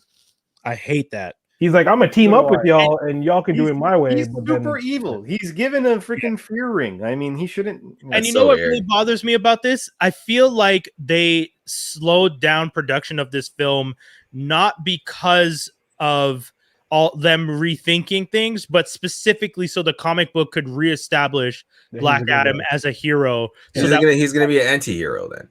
Yeah, like Punisher. But what's Dr. Fate's role in this? He's gonna be. It's just the usual Justice Society stuff. Dr. Fate. They're working on a Zatanna show, so they're gonna just start trying to introduce the magical elements. Hey man, they got to compete with Doctor Strange and WandaVision. We knew as soon as you saw how well WandaVision did, and then they announced Zatanna like 2 weeks later. I was like, you motherfuckers are. We can get a British guy too. Or something interesting. Pierce Brosnan, You know what it is that they were like, someone in the boardroom was like, no, we gotta do our own thing, and then the boardroom's like, no, we've been failing at that. What's Marvel doing? Let's go on the coattails that we should have always done. But they're failing both ways. There's no doing this right now. It's too late. Like doing this multiverse version where you're doing the Batman with what's his name, Patterson over here, and you still have a connected universe with Wonder Woman and Aquaman are still part of the same universe, and the Snyder Cut gives us even more of that with the whole Atlantean versus Amazonian. They talk about it every 2 fucking seconds, but there's a saying my people have. Yeah, we have the same saying. Shut the up, both of you. I wanted to smack them both with that crap. Anyways, so I've always been a fan of like taking all these movies as their own runs, like someone's idea of it. I just don't like the fact that they feel the need to connect things. You should just stop and do everything as a standalone, which is perfectly fine with me. I don't even want Dr. Fate connected to Shazam, to be honest. Right. I don't. But then you have every director wanting to do their own version of a Batman or Wonder Woman, and they're just going to throw them in to just throw them in. That's what they're doing. That's what they're doing. And they're going to connect them through the multiverse. That's all they're gonna do. The Joker film that Joaquin Phoenix did is gonna be connected as part of a multiverse. That's what they're doing. At some point, it's all connected. It can't be. I refuse. You have to have your main universe that you fought in. But they don't have main universe. That's the problem. Like, the main universe. This conversation. Yeah. Like, yeah. I'm done. I'm done with trying to have this hope. Like, it hurts the hope for the DC cinematic universe. Like, I just Star Wars. No. House Marvel. No. Where I don't have a towel. I want to throw a white towel. Mortal Kombat release has been delayed a week, now coming out on April 23rd. Some people think they're doing that because they're leaving room for Godzilla and Kong, because that's supposed to come out. 100%. It's already out. It's made a shit ton of money already. Yeah. I think it broke the. It's a China film, bro. Yeah, it really is. It's a straight up kaiju like movie. Yeah. It broke the pandemic record. It broke the pandemic record for which was set by Wonder Woman, I think. Yeah, it's close to 200 million, I think. 150 million. Sorry. You know you're already gonna get number one when it's the Wonder Woman you're going against, though. You know. Yeah. No, but put him against. So they beat Tenet then as well. Oh yeah, I guess for sure. Yeah, they pretty much they legit have set the record for during pandemic with less theaters. They still made 189 million or something, some crazy number. And people were just like, we did not think anyone could make those numbers with that many theaters closed. That's one of my things. I think that the U.S. needs to stop looking at domestic as the end all be all and start thinking globally. But start looking at China. China. Speaking of Godzilla and versus Kong, the director of Godzilla vs Kong, Adam Wingard, to helm a Thundercats movie for Warner Brothers. Nope. Listen. Nope. I am okay with this. Based on what I saw in Godzilla vs Kong, I think he could do this. I think he could pull this off. As long as they move away from, I want more practical effects. Even though it is CGI, I want it to be more based in like actual motion tracking versus like just fully CGI movement, because that could make things look less weighted in our reality, right? Yeah. The question is, which version of the Thundercats are they trying to imitate? 2000 Nickelodeon for sure. They're not going to go all the way to the 80s, because I'm not looking at a dude with like half. We're not looking at a man with a half cut. Or we are, but I mean, character design maybe might be gotta be different. They're gonna base it off Thundercats Roar, you think? No, the one that looked like a French anime. Okay, the failed Nickelodeon joint. Yeah, it's gonna be a hybrid of CGI and animation, which makes me curious too. Gonna look like cats. No, that's okay. Come on, they've learned from the movie Cats to not do anything that looks that freaky. Like that looks scary looking. Use the same cat engine. Watch. Same cat engine. That's good. It's already been built. You know, they do that in Game World all day long, man. Same engine for like 9 games. Why not with movies? Nah, because if it doesn't work in one movie, why would you use it in another? You're going to delete all of them assets? No. Yes, or reface it. Or you can rebuild it. True. Yeah, there's no way. Those cats it didn't make sense in any world how cats could look like that and move like that. I just imagine them with a sword, one named Panthro. It's shameful that yeah. How did Idris Elba ever promote that movie on his Instagram? I don't think so. I doubt he promoted Cats. There's no way. Everyone who worked on that. James Corden, who likes to sing, was just like, I was never in a musical. Taylor Swift, like it's like a blip of her memory that she chooses to forget. You know? Oh yeah, she was in that. I wish that movie had ruined her career, because she has such an ego. I wish that movie would have ruined her career. It would have been. Yeah, write it down, because I'm not going to remember. But it would have been so golden to watch it, like just knock her down a little bit. It should have. It should have knocked everyone down a peg. It didn't. It didn't do anything. Jason Derulo swings his even bigger. Wow, down. that's true. He's so much more proud. because he's just like they took away my bowls. I gotta show you guys. It's get the fuck, dude. What's wrong with you? Like, why was that a thing you had to tell people that they had to remove the bulge, homie? You were playing a cat in a Broadway musical film adaptation. Why are you thinking about your package? What is wrong with you? Like these are the egos that we need about your package. No, dude. We're not ending the podcast on Jason Derulo. I won't allow that. No, we're not, because Donald Faison has been cast as Professor Utonium in the live-action Powerpuff series. So Donald Faison from Scrubs, he's playing the dad. The dad of who? The Powerpuff Girls. But they're like older. Why is he the dad? The professor? What? How old is Donald Faison? Isn't he pretty young to be? Guys, Donald Faison's old, guys. He's up there now. Remember, we watched Scrubs where he was in his 20s. We saw him in Clueless where he was in his early 20s. Donald Faison's in his 40s or late 40s. Okay, yeah, he's 46. There is no way he is the dad. What? They're supposed to be playing teenagers. They're not adults. You don't get. They are. Oh, Toby, you don't realize the crap of this movie already. Dove Cameron's character is not like 25. She's playing like a 20-year-old. If he's 46, he had them when he was 26. Had them. He made them in a He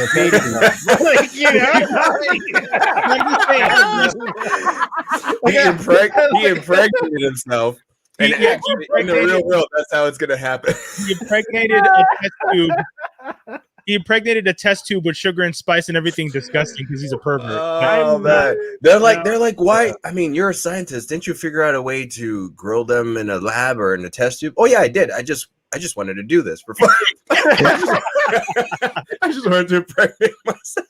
Man, but they have him playing the dad. He's 46, and I guess. How old is Dove Cameron? She's like 21. Probably 20, 21. Yeah, exactly. So it's like someone's picking up watching at the same time. I don't know. Okay, Dove Cameron's 25. Yeah, there you go. So yeah, someone is echoing right now. Me. Dave, mute yourself. Yeah, I'm muting Dave. Sorry, Dave. Yeah, it is Dave. Sorry, Dave. You've been muted out of the show. Okay, I guess it's believable-ish, but anyway, nobody wants this live action series. It's a series, not a movie, too, right? Yeah, it's a series. Oh god. Yeah. Speaking of series that no one wanted, American Gods has been canceled over at Stars. Oh, just when Disney Plus got it. Darn. Oh yeah. There's a lot of controversy, right, on that show. Stars. This is a funny. Hey, that's a good point. Stars and Disney Stars are two different things. Yeah. It's not the same Stars network. That's a good point. Shit. Stars is where like Power and all those shows are on. Yeah, those are not the same network. Star? No, it's not the same star. How is it two stars? I mean, there is more stars. I didn't So the Disney Star is, if I'm not mistaken, they took the name from Hotstar, which is an Indian streaming service that they joined up with. I think. I could be wrong. That sounds crazy. But that's where they took that name from. Hold on. But it's not Stars. Hotstar. No, it's not Stars with different. a Z. Yeah. Yeah. But I mean, for the purposes of branding, you should not be allowed to have streaming service Stars and streaming service Disney Plus Star. Like, I agree with Skinny. That's a really good point, because I never thought about that until he just said that. But yeah, American Gods needed to go. It wasn't. They as soon as they got rid of like half the black cast and like stopped writing for people and stuff, a lot of people were just like, "This, you guys are really messing up. Your lead character is black. If you don't know, like, I know you want to pretend he's white, but Ricky's playing a black man, and that's what he is. So if you guys don't know how to write for black characters, this is going to be a problem." And then, lo and behold, we canceled. So he's I feel bad for that actor, though. I think this was like his first big break after all these years, right?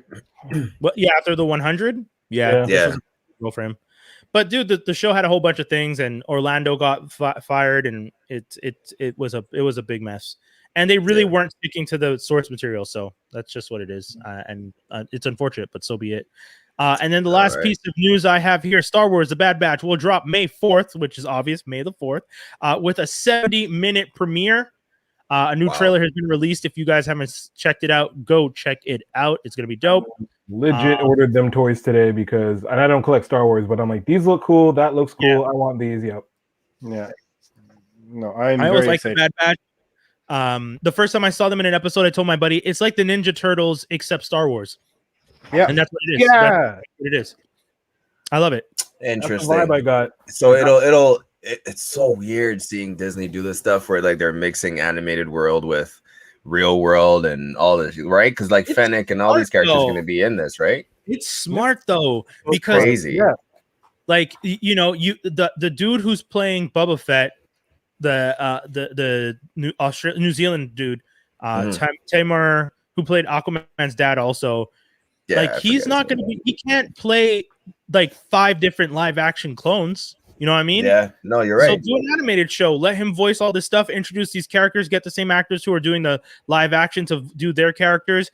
And bong, just continue. It's going to be so cool. And you keep introducing these characters and then just giving us the live action versions. It's fun. I'm down.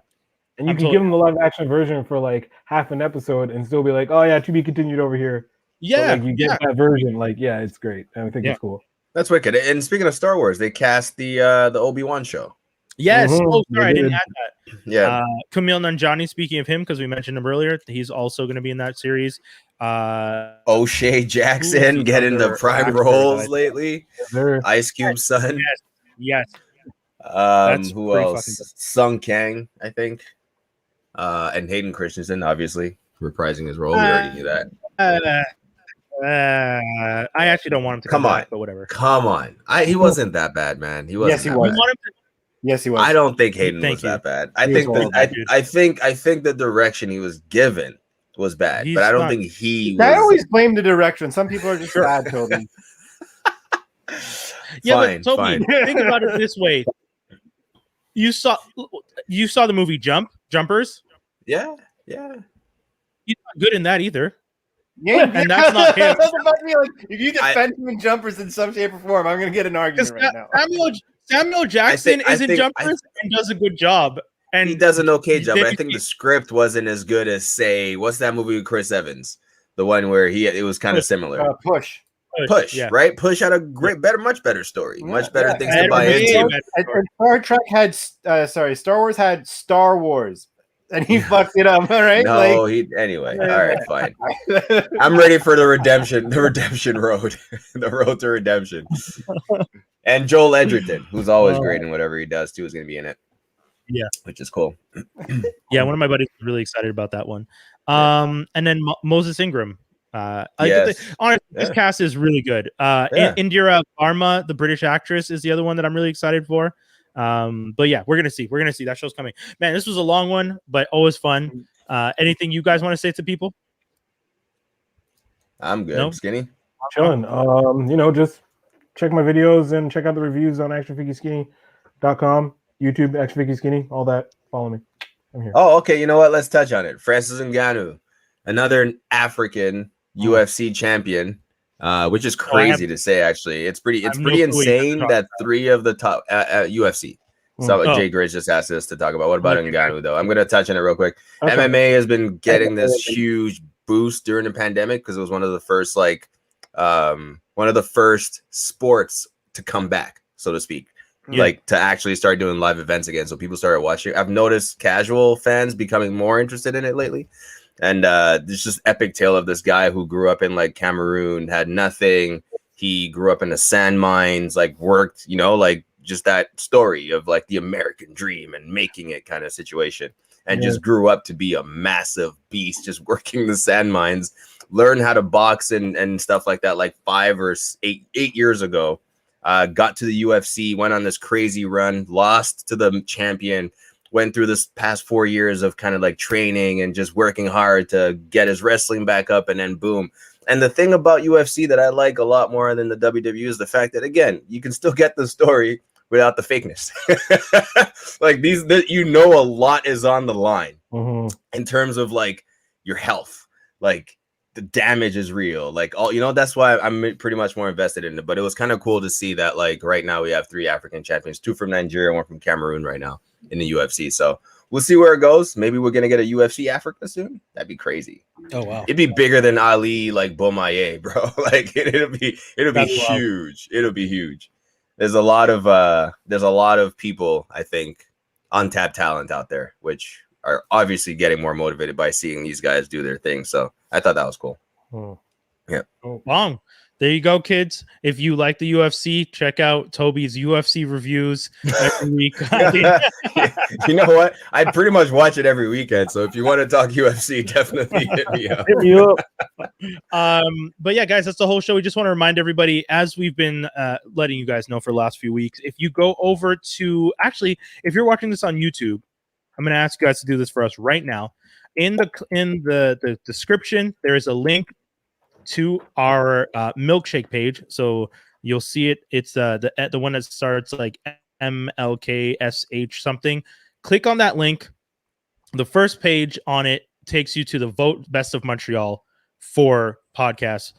There's the Vote Best of Montreal is up. CULTMTL is doing it once again, like they do every year. And it's 1 entry per person per IP address. Ballots must have a minimum of 25 categories filled in to be counted.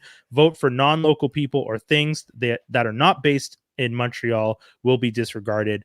But your favorite podcast is Montreal based. Toby lives in Toronto, but we've been doing it here the whole time. And it's Montreal Toronto love. It's not there's not a lot of places where you get that connection and that appreciation, but that's how we do it here. And we want to ask you guys to vote for us and support. So if you guys have already voted, thank you so much. We appreciate all you guys who have voted for us. I know some people have messaged me and whatnot. If you guys haven't voted, please make sure you go and vote. We definitely appreciate it. We were in the third spot last year, right? Yeah, we were number 3 last year, which is pretty big for us. Places.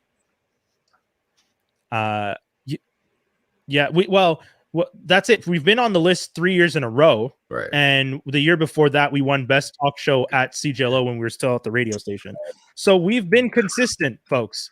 We've been consistent. We're also, the other crazy part of this is we are almost at 250 episodes. That's another thing that I think is super great that we can celebrate. Can we tell everyone to look forward to an episode coming up in April? You want to promote it? Go ahead. Yeah. Okay. No, you guys are gonna have to wait to find out. Actually, never mind. That's fair. Very anticlimactic.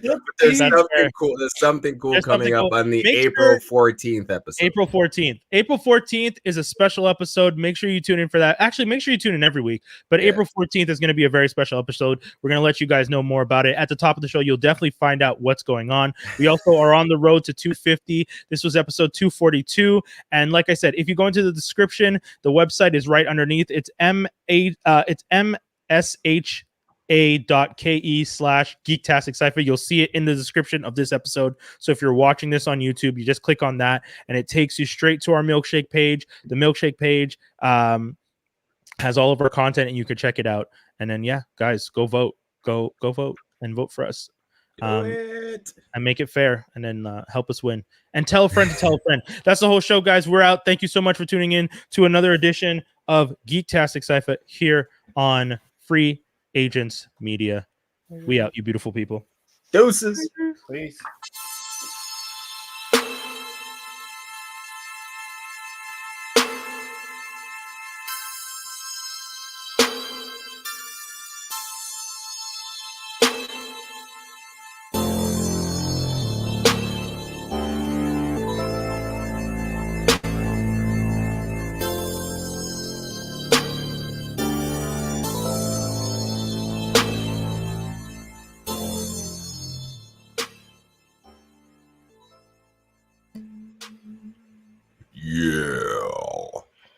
Okay, I can't stay long. I just want to say that. Hold on.